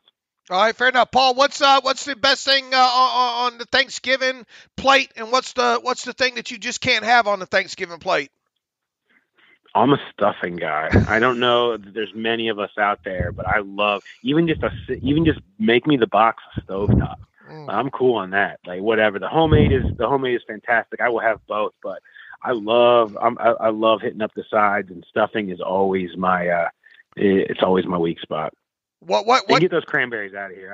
Okay, there you go. Hey, Paul, happy holidays to you. Happy Thanksgiving. We appreciate having you on. We'll see what happens later on in the season here. Who knows if these two teams might meet in the playoffs or whatever, but we're going to be hooking up with you at some point later on in the year, I'm sure. And once again, Alex and I appreciate you coming on, sharing some time on the Terrible Podcast, especially at holiday season here. So God bless you. And once again, thanks for being on the Terrible Podcast with Dave and Alex. Thank you, Paul. Happy Thanksgiving, guys. And welcome back to the Terrible Podcast. Again, our special thanks to Paul Dayner, always a great friend of the show. Appreciate talking with him. You can follow him on Twitter at Paul Dayner Jr. And so happy holidays and happy Thanksgiving to Paul, Dave. Boy, like an old friend, right? Call him up and that's the way it's become with a lot of these beat writers, but with these AFC North guys in particular, and it means a lot for Paul. I mean, here we are, Thanksgiving Eve, and you got to know these guys, these media guys are itching probably to get to Thursday here. So look, pay them back by following them on Twitter, please. Paul Dayner Jr. at Paul Dayner Jr. If not already, and swinging by the Athletic if you have a subscription there and reading the work there, and just thank Paul. Wish him happy Thanksgiving because these guys don't have to do it. We have not reached a part of the level of this podcast where we give year's supplies of turtle wax or Seiko watches to people who appear on the podcast here. We're trying to get there, but it means a lot for them to take their time out to spend 30 whole minutes with us, kind of at a moment's notice there, if you would, especially on Thanksgiving. So real big asset to the show, Paul Dayner Jr. Yes, we're going to give away steak knives. That's the third place. That's the Glengarry, Glen Ross, the pair of steak knives. Does Paul get those? We'll work out something with them. Okay. All right, Dave. Let's talk about some sort of parting gift. Have you seen Glengarry? Is that the name of the movie, right? Glengarry, Glen Ross? No, I have not. Is that one that I need to watch? You do, yeah. It is. Yeah, it is Glengarry, Glen Ross. Yeah. Look at me telling you what movies to watch here for a change. Look at you. Check that out. But you still haven't seen. Have you seen Jaws? I have seen Jaws, but I haven't seen it in like. Okay. There's an uncut version? Well, I mean the regular movie version. Yeah. Okay. I don't know. I haven't seen Jaws in like 15 years. I saw it as like a kid when I was like 10 or something. And it was scary. Cool Hand Luke's one still that you got to see. The Blues Brothers. Boy, I could go down the list of them for sure there. I know you could. All right, Dave, let's talk about the All-22. And Die Hard is not a Christmas movie, by the way. Don't even start with me. 100%. It's a great Christmas film for the whole family. All right, Dave, let's talk about the All-22 from the Chargers game. Oh, Lord, I'd rather talk about movies. That damn All-22 needed an R rating on it this week. Yeah, that was not for – but defensively at least for sure. Not for innocent eyes to watch that performance. What are your overall evaluations from that game? I was impressed with the way and obviously field position played a part in it later in the game, and this offense certainly needs those kind of sudden changes, turnovers that they got in this game. Block punt, interception, stopped on. By the way, should turnover on downs? What should qualify as a turnover technically? Obviously interceptions, fumbles, traditional turnovers do. But, and we kind of hit on this, I think, the other day, that these kind of advanced stats, if it's up to me, there'd be like 80 of them in an NFL box score. Not that there's not enough already. But turnover on downs, block punts, fake punts, missed field goals, should those technically be counted as turnovers? I think a lot of them should. I don't know about missed field goals because the defense doesn't have really as much control. Maybe a block field goal or something like that, but I don't know about a miss. But yeah, I think at least turnover on downs should be considered a turnover if it's a fourth down field conversion because it functions the same way. All right, back. Those kind of things I just keep me up late at night, among other things. But the offense ability to score points and move the football, I thought was impressive, especially when they didn't. The success rate, I guess, was okay over there running the football. They went for a good portion there late in that second half, obviously without Najee Harris, but they were able to move the football, and I think that was impressive. And they did so not necessarily. I mean, you had the throw short. Run long with Deontay played a fantastic game, by the way. Mm-hmm. You had the kind of the mesh route concept, I think, with Claypool out of the slot, able to get some yards there. I just offensively, the way his impact on the offense, especially in the second half, of making sure they moved the football, even though a lot of it was short, half field type situations there, and more importantly, put the football into the end zone. Yeah, that's what I was going to say. I mean, obviously the offense, put up 37 points. That should win you a lot of games. You can't get too mad at them overall, I suppose. But I mean, this team only had 10 points. 10 points going into the fourth quarter, 13 points early fourth quarter. I mean, that's not good enough, and they definitely benefited from having all those short fields off the, Cam Sutton interception, the Killebrew block punt. And so they were really given some short fields that you had to think you would score. And plus the failed fourth down play by the Chargers, and they can only take like 10 seconds off the clock, kick a field goal there. So, I mean, overall, you're more upset at the defense in this game than the offense. But I think the 37 points is a little misleading of the offense's overall performance, again, especially on a day where you could not run the football against the NFL's worst run defense. And that's, what I'm getting at here is I'm not over here with warm and fuzzies about the offense, but you can only do what you're given the circumstance to deal with there. And it was imperative that they took advantage of those short fields and scored. And sure. What is one of the things? I mean, I hate to break out this go deep into the analytic stats here, but scoring points matters. Mm-hmm. Let me write that one down. Okay, you have to score more points than your opposition to win the game. You got that? You're going all Trent Dilfer on me here. All right. He said that you gotta to win the game. You have to want to slow down a little bit here, not get too technical. But a little too NFL matchup over here.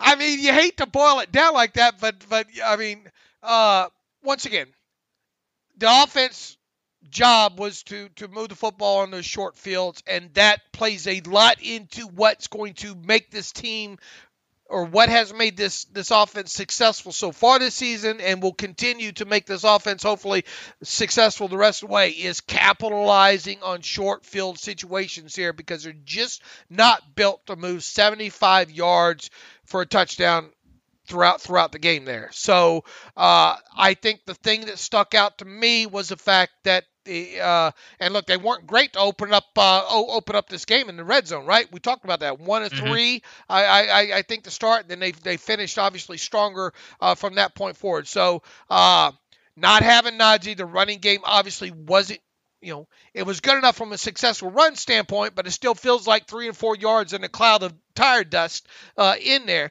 But they still were able to score the football, and that's one of the things that stuck out to me. Right. But overall, 4-7 in the red zone, it's okay. It's not great. And even the 4-7 feels a little generous because of how much it felt like. I'm trying to get more credit than you are, aren't I? And I'm not one to do that.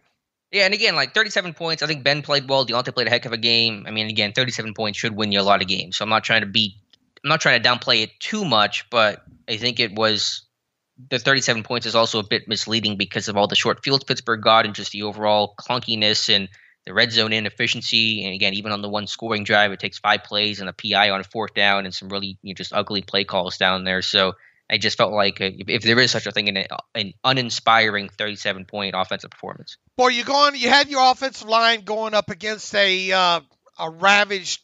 You talk about depleted. Playing defenses that don't have their regular cast of characters out there. They should have been able to run better on that front, right? Oh, for sure, yeah. They were already the 32nd ranked defense, and then they were missing their top guys of a 32nd ranked run defense, and you still couldn't run on them. There's some aspects, and especially down in that goal-to-goal situation there, where it's all 5 guys. We've talked in the past, sometimes some of these runs don't work and all it takes is one guy not to do their job. They were hold my beer. There were several instances where they were telling each other to hold their beers, and at one specific play, there was nobody to hold the beer. Because they were all just failing across the offensive line there. That's concerning at this point. I think one of the takeaways to come out of this game was, man, you telling me this offensive line, and granted, J.C. Hassenauer went out around halftime or so with that pec injury and all, but you telling me that that's the best that you could do in the running game against that depleted, already not a good defensive front, but a depleted defensive front there, you could not handle that front better than that in that game. So that was indeed very, very, very concerning. Yeah, and just trying to go through the tape, I didn't see any big common themes of why this team couldn't run the ball. There were some goal-to-go issues where there were certainly missed blocks that you're referencing, but it was hard to find, one player or one theme of why this team struggled. They just didn't get that creative a push, and I don't know, just didn't really feel like they ever got into a rhythm. Alex, fix the run game. All right. Draft a running back early, draft a tight end that can block early, and also in those first 4 picks, I want you to draft a center and a tackle. Is that more players than picks? What's the math on that? 4. Is that 4? I couldn't tell how many guys you were rattling off. Those are your first 4 draft picks, all right? You're saying this past year? Yeah. Okay, I thought you were talking about next draft. No, I'm talking about what happened. I'm trying to do a funny here. It's not working very well. Okay. But what's your thoughts at this point after all that you've seen? And look, rookies obviously take time to develop, right? But here we are now going into the 11th game of the season. Not expecting Kendrick Green or Dan Moore to go to the Pro Bowl. We talked just recently on the last show about Pat Freiermuth. One of the biggest things with him during the offseason is to get stronger, become a better blocker. Najee, I think, Najee's Najee at this point. I think other than him maybe reshaping his body a little bit like we see those Steelers running backs do after their second year, or after the rookie year, probably not too terribly much going to change with him. What are your thoughts right now based on the 4 picks that the Steelers have spent on fixing their running game? Obviously have Adrian Clem in there as offensive line coach now as well too, new offensive coordinator. Where is this team at on fixing that versus where they should maybe be at?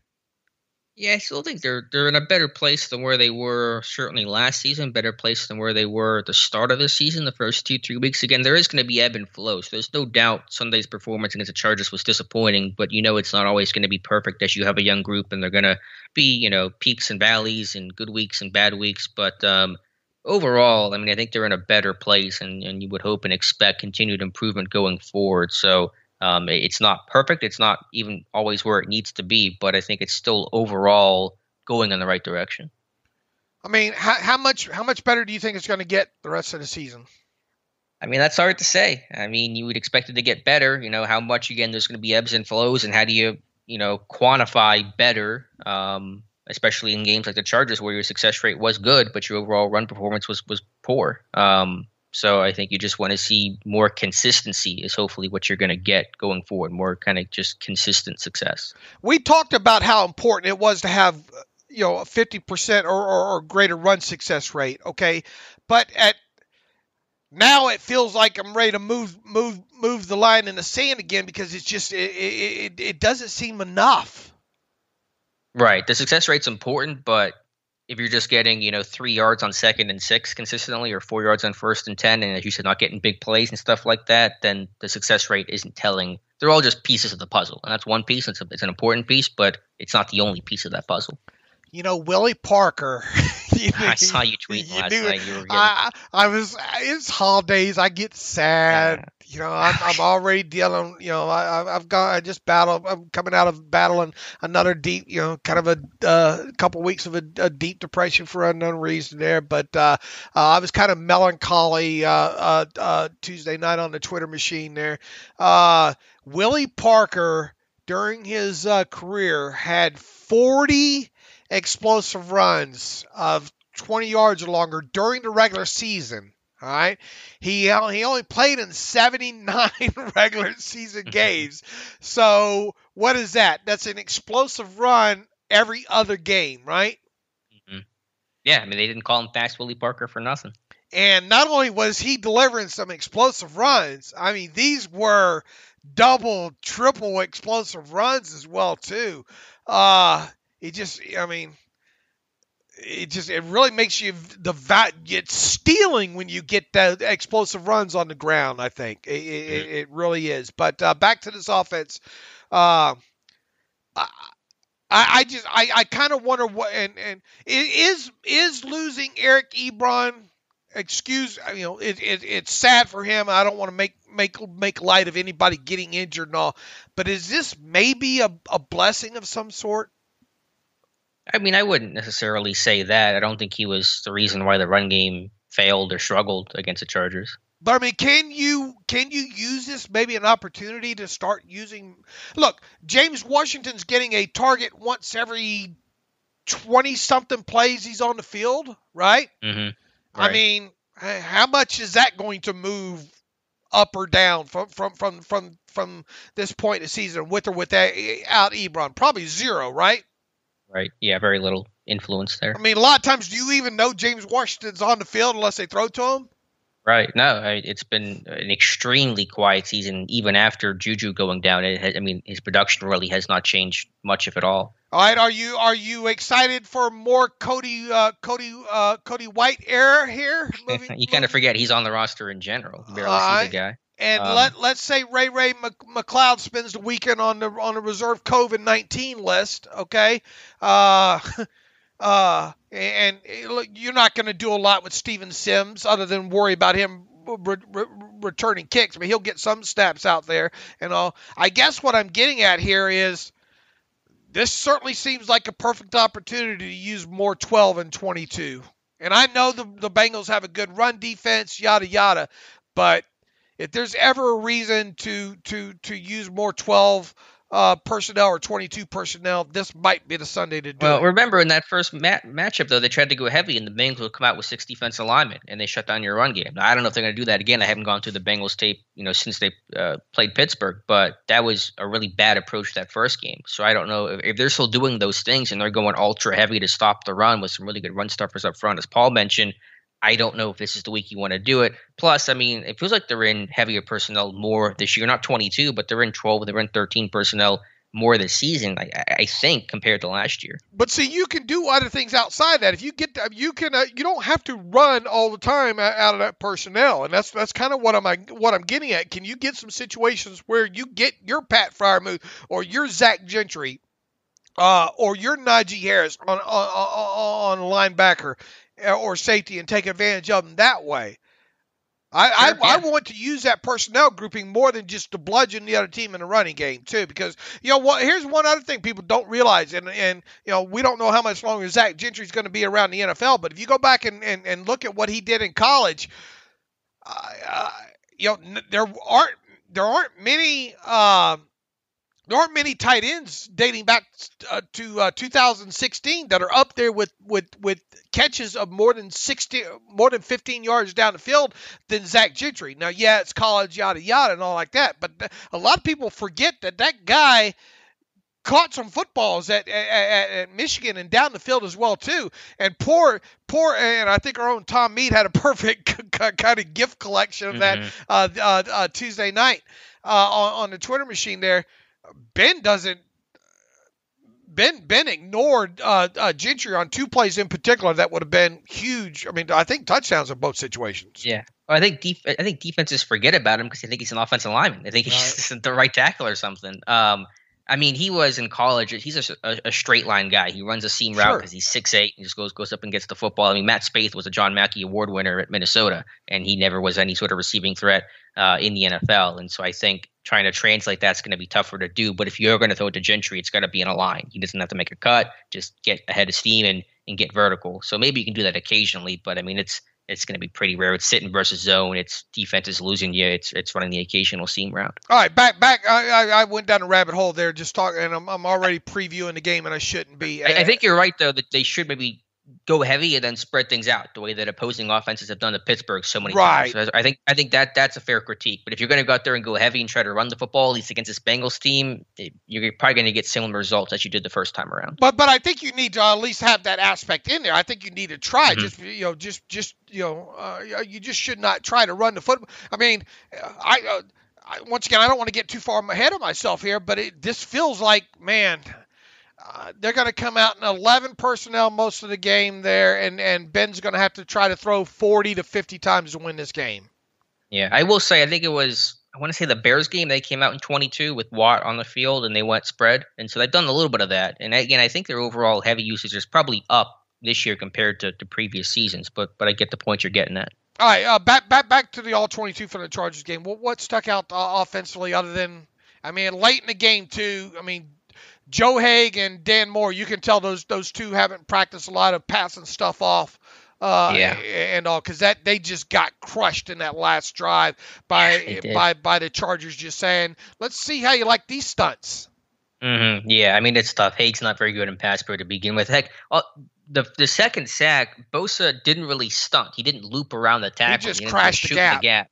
Yeah, he just shot the gap. So it was. I think they were anticipating Bosa looping. He didn't because he saw they weren't playing it well and there was space. So yeah, there's not a lot of reps there with those guys playing games and practice and working on stunt pickup and stuff like that. So it's tough to do when you're facing Bosa and he's a heck of a player. So it really got ugly. But in terms of my overall thoughts on this one, I thought Najee in pass pro continues to be really good and underrated part of his game. I think you're seeing some good growth there. Maybe vision. He gave Ben more than enough space in that, didn't he? Am I wrong?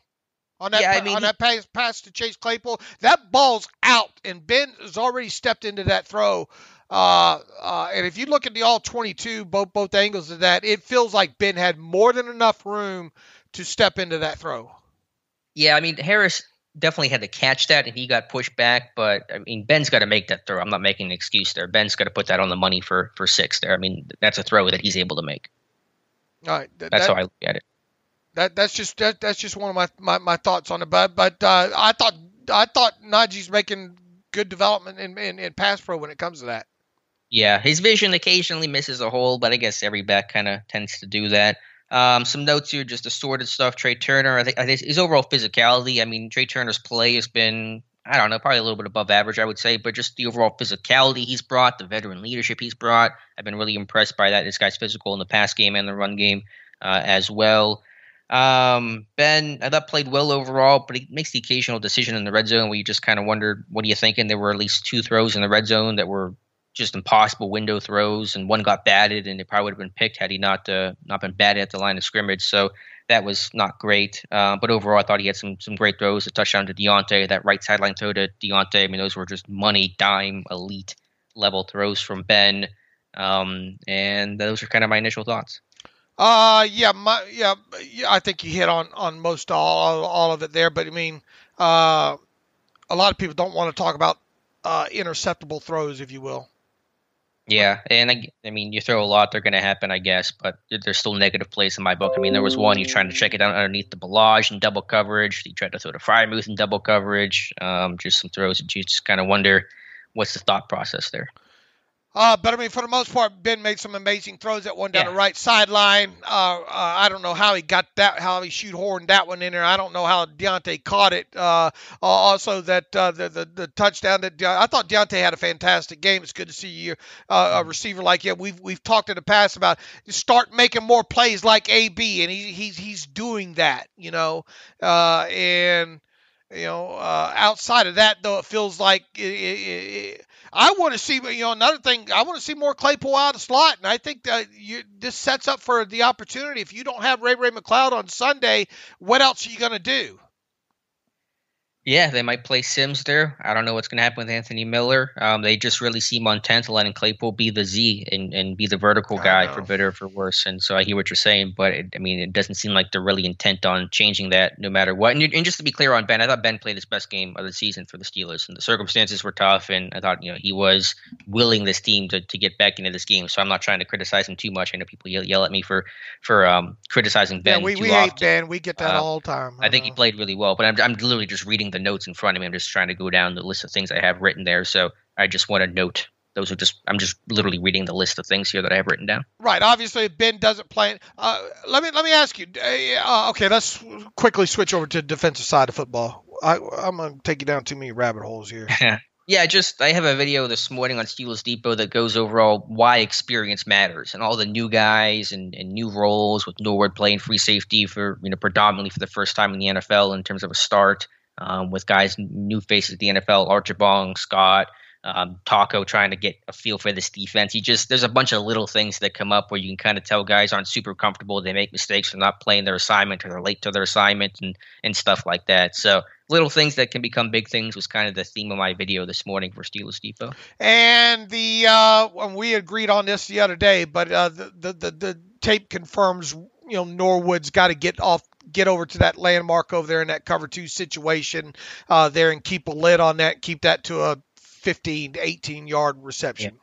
And he was doing, I found even more examples of that going through the tape again closer last night. I'll post a compilation of that. They were running that concept, the Chargers were, all game long. And every single time they were throwing to number 2 on the stick or on the curl route. And Norwood every single time was on his landmark playing number 1 vertical. And then the one time he doesn't is the time they throw it to number 1. And so he was trying to be patient, but he's going, man, they're throwing short every single time. He wants to try to anticipate that, but you got to do your job, because if you don't, offenses are going to make you pay. We actually got accused, I think, on the Twitter machine of, man, you guys hyper focus so much on what the Steelers do wrong that you don't credit what the opposing offense does, and they have playmakers too. I mean, but our job is to kind of figure out what went wrong. And we all the time, look, we both are huge football fans. We like to see, I know I like to study how teams make adjustments against the Steelers in that thing. Yeah, look, Herbert made a throw in that game that I was going to just say that.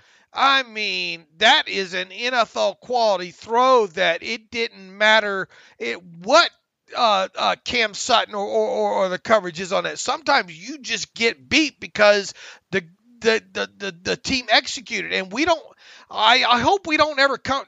Do we come across like that? It's all on the Steel. It's all what Mike Tomlin will tell you. It's all what we do. All what the Steelers do and don't do that decides that. But we try to give enough credit to what happens on the other side of football, right?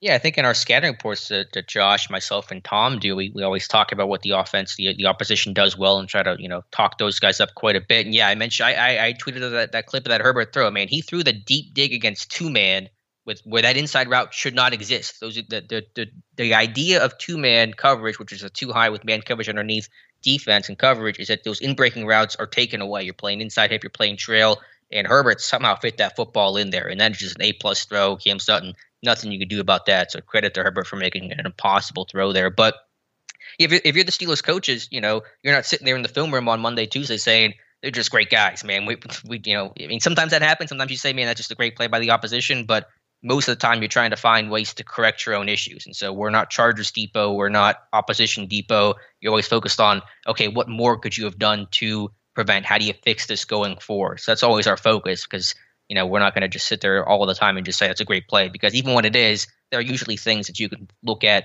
opposition or your own side and sit there and say, how can you get better so this does not happen again? Let me tell you, that kid's a lot better quarterback than I remember pre-draft process and all like that, especially when it comes to pushing the football down the field. And I don't sit around and watch Chargers tape all day, but that might have been the best throw of his career to date. And he's made a lot of nice throws already, especially during his rookie season and all. And I don't remember any throw like that from his college days there. That guy, and that guy might be the real deal for sure.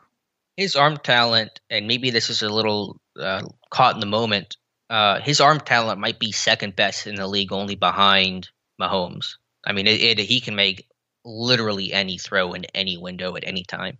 I'd question if he was a first-round talent coming out, just because inability at times, and maybe it was scheme with them, and maybe I watched too much of him versus the Washington. That defensive back ate him up over there on tape more times than what probably he needed to happen. But I don't remember. He looks. It just goes to show you sometimes that kids can develop. At the NFL level. I just don't remember him being a first-round quarterback, a slam dunk first-round quarterback on tape in college. Right, but to the overall point that we're talking about is that, like the Steelers coaching staff, you're always focused. Our focus is always on how can the Steelers get better? How can they correct things? 9 times out of the 10, that's where you want your focus to be on. And on the Mike Williams touchdown, that's easily correctable. That's easily preventable by Trey Norwood. So that's a good throw and a good play by the Chargers, and they were waiting on that one all game long and setting that thing up. But Norwood has a job to do. He did not do it, and we're going to explain why that is. All right, and some of the run fills. Yeah, not great overall. Man, I'm going to have some clips on this. Isaiah Buggs, Dave, I cannot figure this guy out. He's so talented. Like, he's a good player. He's strong. He's physical. There's flashes with hand use, but everything is just painful with this guy. Anytime there's a motion or he's got a shift, it's like, we're going back to square one with this guy. There was one shift they made, and he shifts wrong, and he's trying to change his stance later in the game. They're shifting.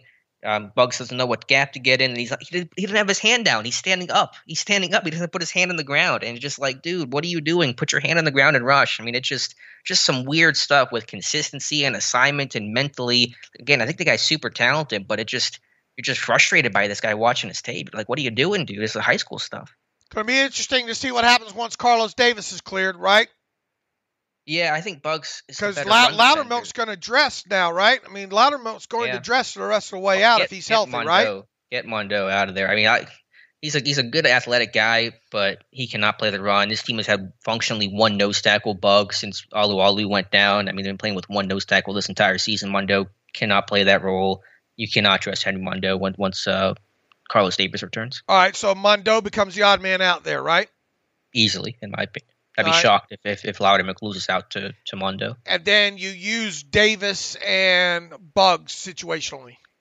Yeah, again, Davis will play more in sub-package as a 3-tech pass rusher because Buggs really doesn't offer much there. And Davis can rotate as a backup nose tackle and base. So you kind of go back to more traditional roles of Buggs being the base run stuffer and Davis the pass rusher. But Buggs, dude, again, the talent's there, but you see some of this stuff on tape and you just wonder what is going through this guy's head, or maybe there's nothing going through this guy's head. Big final, you want to talk about big last 7 weeks of the season here with a couple of guys in their future. It's big for Buggs. It's big for both Davis twins as well, too. We'll see if the other one can find his way on the roster there, but odds are really, you look at 2022, only one of those guys might be around. Yeah, I mean, we know very little about Khalil Davis right now. I mean, he obviously didn't get the call up, and maybe that's because Archibong was more of an end and had more versatility or something. But, I mean, Carlos has more of a Pittsburgh resume, but been disappointing that he's only gotten to play in one game so far this season. And, people are going to get us on us for not beating up too hard on Joe Schobert yet. He didn't probably have his best game against the Chargers either, I don't think. Yeah, I don't think so. Outside, he had a key stop. I mean, that make no mistake about it. That stuff was huge, but outside of that. And he was a key communicator on that play because Taco took forever to get in the A-gap on that play. 4th and 1, you're going to be up there quick. And so I think from a communication standpoint, it seems like he did a good job. But yeah, I mean, Schobert's played better than Bush, but not significantly so this season. All right, what else defensively on the all-22s? That got it wrapped up mostly? Do what I mentioned. Cam Sutton had an up and down game. Like his tackling has improved so much. I mean, he's stuck and dropped Mike Williams on one little bubble screen pass in the flat, and that was a big play there to take down a big guy like Mike Williams. But I thought his run fits overall in terms of crack replace. You think about the Eckler touchdown. I thought Sutton was late to fail. There was another play where Sutton was very hesitant. So, I mean, I think there's improvement there. I think he played a decent game overall, but you get called off sides on the field goal. Some of your run fits felt like they were very shaky. So, up and down game for Cam Sutton. All right. Shall we get to the email? Yeah, I think that covers it well. Let's get to some emails and close out today's show. All right, this one from Chandler Stroud. Norwood in the play of Bush or lack thereof. Chandler here. Guys, good morning to you fellas and happy Thanksgiving Eve. Wanted to briefly shout out this morning this beautiful the beautiful home state of both Trey Norwood and I, that being Arkansas. Now, I quickly wanted to get both of you your Week 12 analysis of Trey Norwood's rookie campaign and his highs and lows thus far. Secondly, I wanted to get brutally honest answers about Devin Bush's production or lack thereof, and what do you guys think may be hindering him other than possibility of his injury hangover. Once again, love the show, guys. Thanks for working so hard for us fans and doing such great work, in-depth work for us. Chandler's in Arkansas. I've been through that state a couple of times there. Chandler, I think we dug into Bush pretty good, I think, earlier in the show, so I don't think there's really much left of meat on the bone to kind of put on there. Let's just leave it at this when we talk about Devin Bush. 7 games left now, 2 coming up against the Bengals and the Ravens, both of which you're probably going to get some run action in, right? I mean, yeah. Especially the way Joe Mix is playing right now, it feels like that offense is moving downhill at any given point right now. Not only you don't want to get beat over the top, you want to play 2 safeties deep. Try to stop the run here. So I mean, Devin Bush is going to get, and Paul talked about how they use their running backs, not just Joe Mixon, but Evans, and we saw that in the first game too, and we've seen it on tape prior to this. They will line him outside there, and they'll say, which one of these guys do you want to put a linebacker on? And Evans, they'll do that quick slant to Evans offensively as well too. So I guess long story short, Chandler, when it comes to Bush, this is a big last 7 games for him, and particularly these next 2 games against the Bengals and the Ravens. Let's see how Bush plays in these next 2 games, and then kind of go from there with him. Trey Norwood, you do all the charting there, Alex. Where are you at on Trey Norwood? Pluses, minuses, where is he at?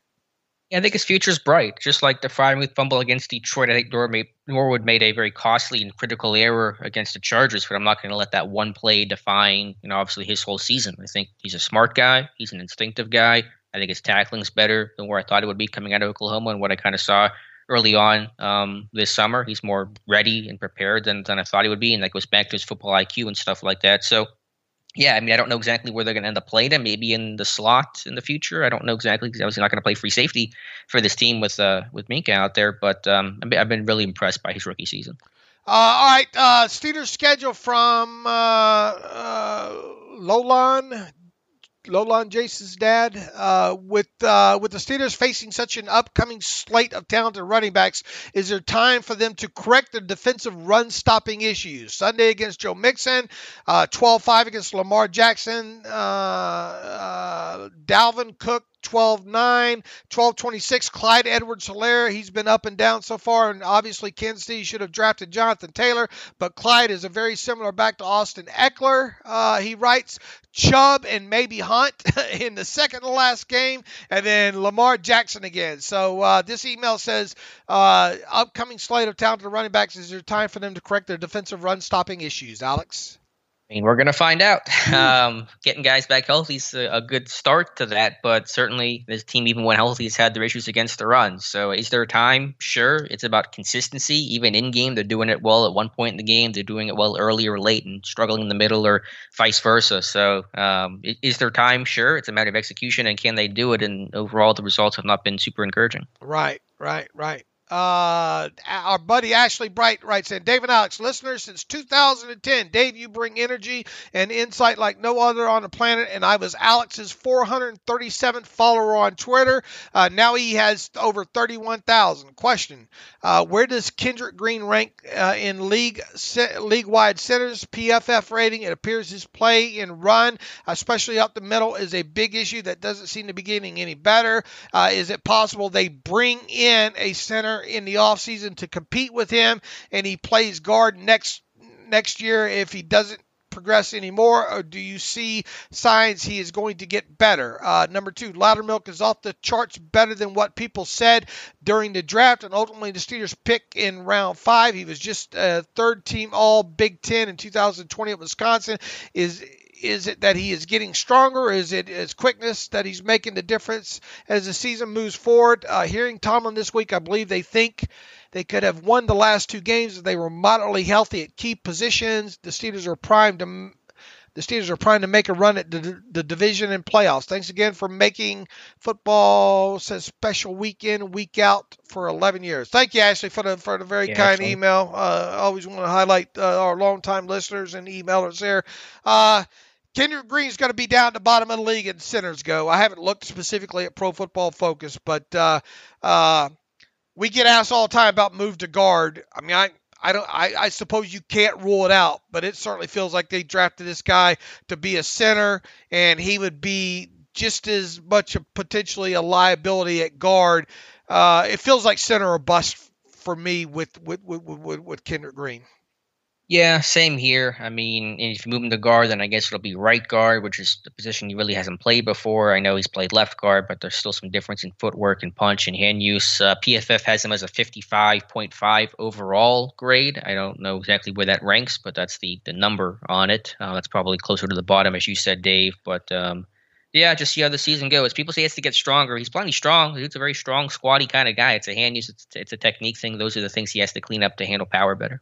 Loudermilk, I think Loudermilk's played better than I didn't even think we'd see a Loudermilk. The plan probably wasn't for Loudermilk to play much of all this season, but I think he's represented himself well, and especially against the run. I think from where you need to start watching Loudermilk moving forward is obviously his continued play against the run, because if this team can't stop people running, it's not going to matter here. But in situations where he's asked, he's got to become a better pass rusher too.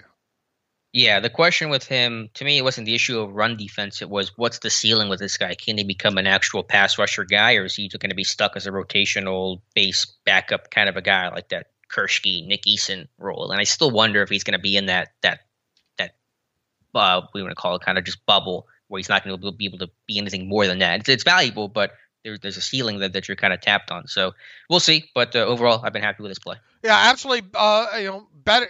I didn't think he'd play much of any, but now that he is, he's represented himself well out there overall from what I've seen. So hats off to Loudermilk. About the health of the team, trying to make a division and win the division and run in the playoffs.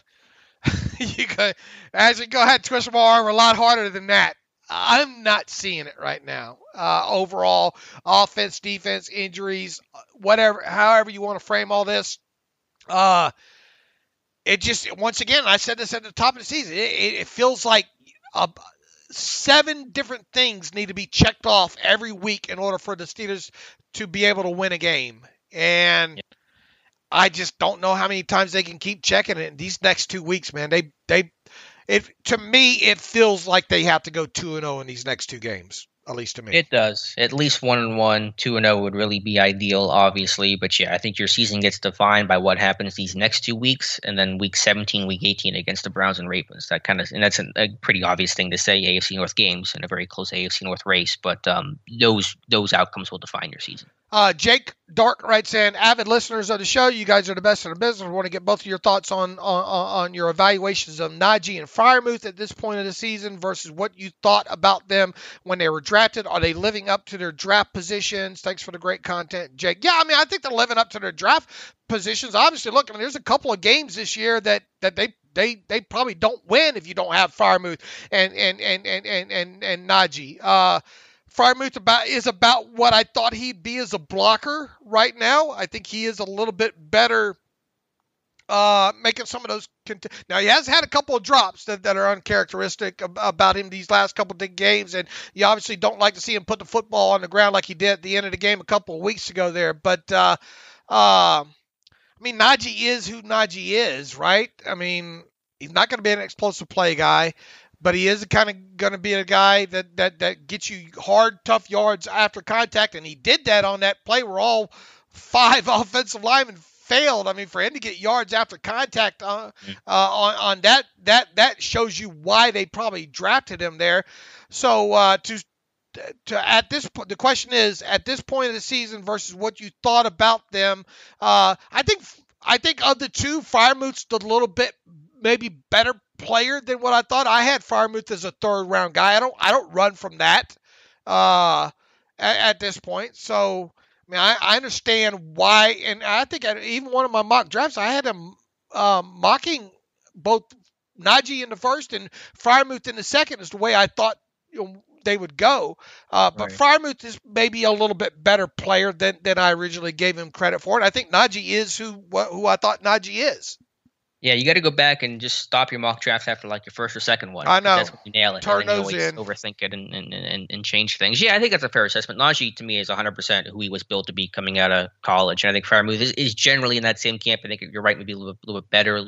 Certainly his impact's been more than I thought it would be this season. And that's because of some injuries, and Freiermuth's playing very, very well himself. So I think the first 4 picks have been, generally speaking, as advertised. I think Green, I mean, I said it from the get-go, that Green was going to be a very up-and-down player this season, and he's been very much an up-and-down player, probably more downs than ups, but yeah, it's kind of been his year. And Dan Moore didn't expect him to start this year. Moore probably didn't either, but I don't think his game has been too dramatically different than what he was billed to be coming out of college. And I think past this season, I think the most interesting aspects when it comes to Najee and Freiermuth is Najee, how does his like we said, all Steeler running backs from that first year to second year make that kind of that body transformation and all.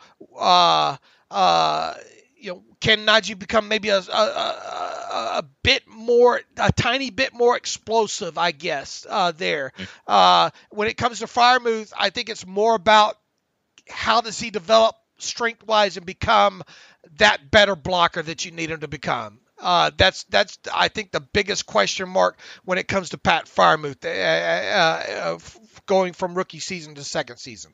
Yeah. What would you say with Green and Moore? Some of the things that I know there's still 7 games left, but what are things you're looking for them to improve on when they have that first full off season? Oh man, I think with Dan Moore just got to get more into the technical side of it, aspect of it, and just learning of all the different kind of pass rushers that he went against and all like that. I feel just more technical side when it comes to Dan Moore. Kendrick Green. I think Green's definitely technique, definitely winning early, winning with your punch. Because if he can't win early, he's going to get run back. He has to win early. He has to get hands on these guys quickly. Otherwise, he's going to have a tough time trying to stall out an anchor. Yeah, I think of the two, Kendrick Green needs to become a lot more the technine. Yeah, he's got the physicality, he's got the meanness, he's got the demeanor and all that. Yeah. But the measurements are the measurements, and that kind of stuff doesn't change. I mean, yeah, he can get a little bit stronger, but he is really going to have to become a technician center if he's going to survive at the NFL level.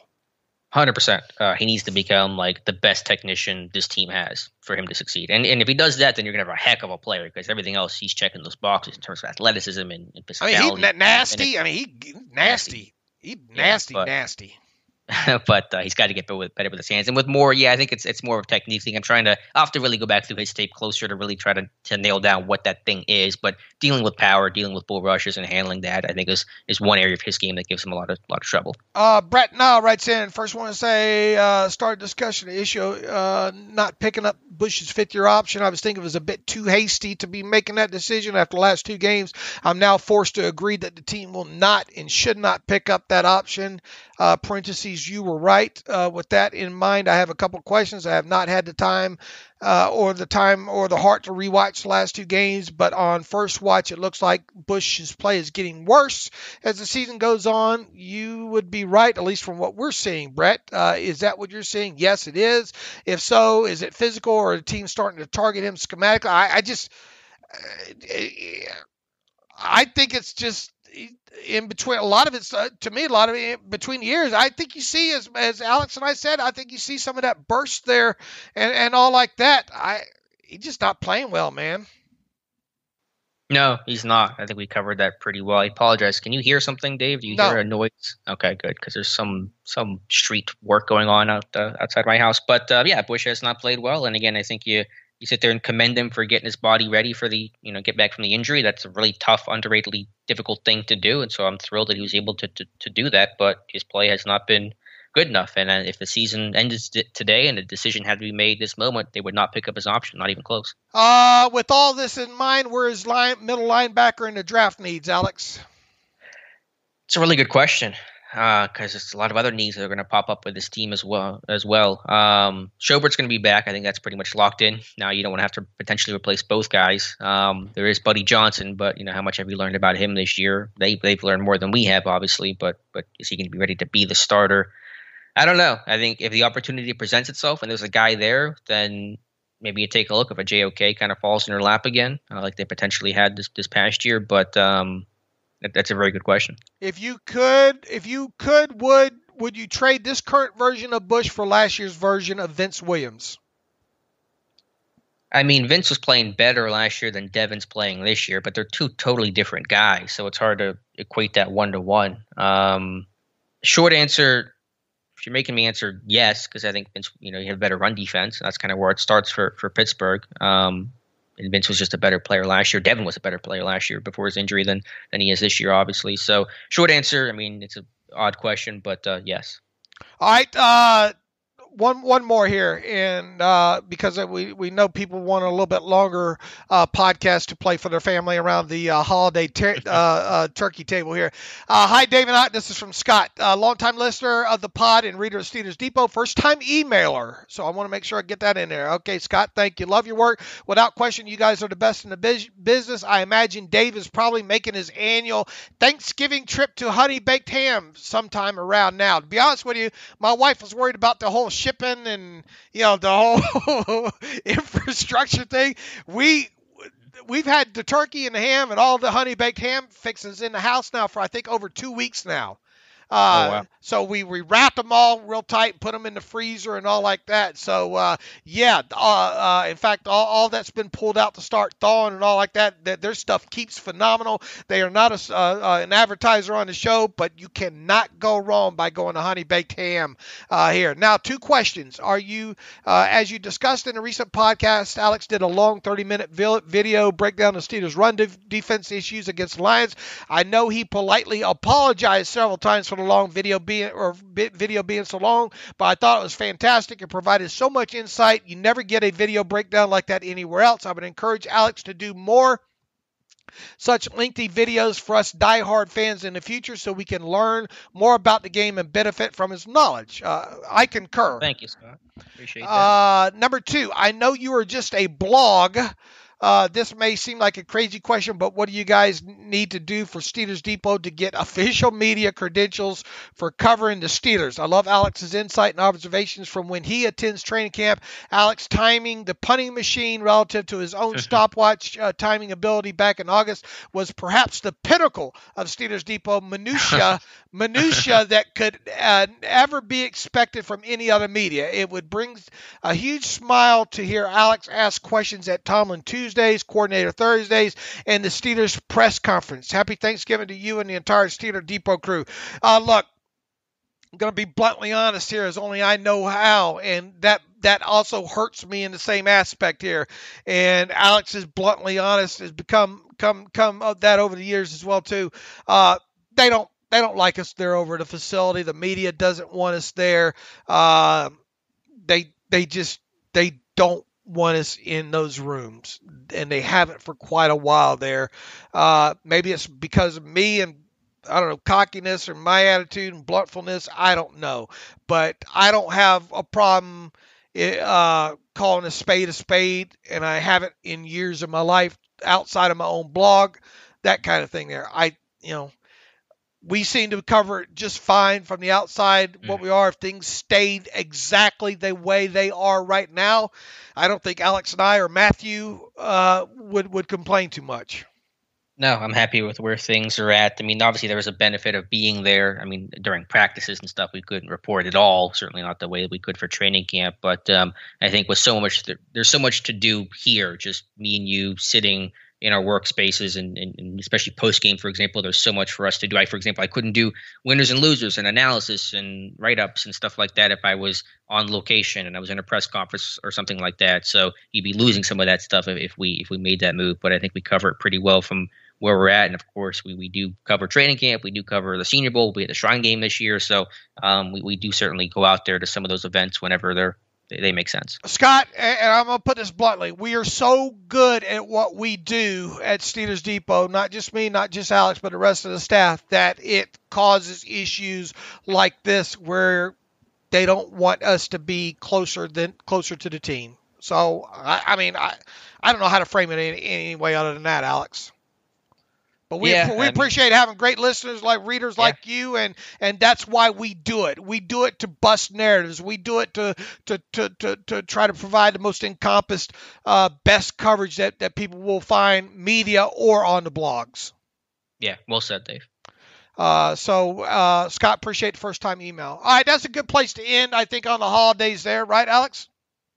Yeah, I think so as well. So have a great, safe, and happy Thanksgiving to you, Dave, to everyone listening. Really appreciate it, and we will be back on Friday. Right, and I'll be around the computer all day, people, so have no fear. I'll be on the Twitter machine. I'll be covering I think Alex will get a little bit of work done before he heads off to family, but nobody should see any changes. Hope everybody has a safe and profitable and good time during the Thanksgiving dinner and all like that, and we'll be at Steelers Depot if you need us, and Alex and I will be back on Friday getting everybody ready for Steelers versus the Bengals there. So you can follow me on Twitter at Steelers Depot. Follow Alex on Twitter at Alex_Kozora. Follow the show at Terrible Podcast. Email the show, thetterriblepodcast@gmail.com. If you like what we do and want to donate to the cause, go to SteelersDepot.com and hit the donate button. Also, if you like an ad-free version of the site, go to SteelersDepot.com, hit the donate button or hit the ad-free button for $25 for one calendar year.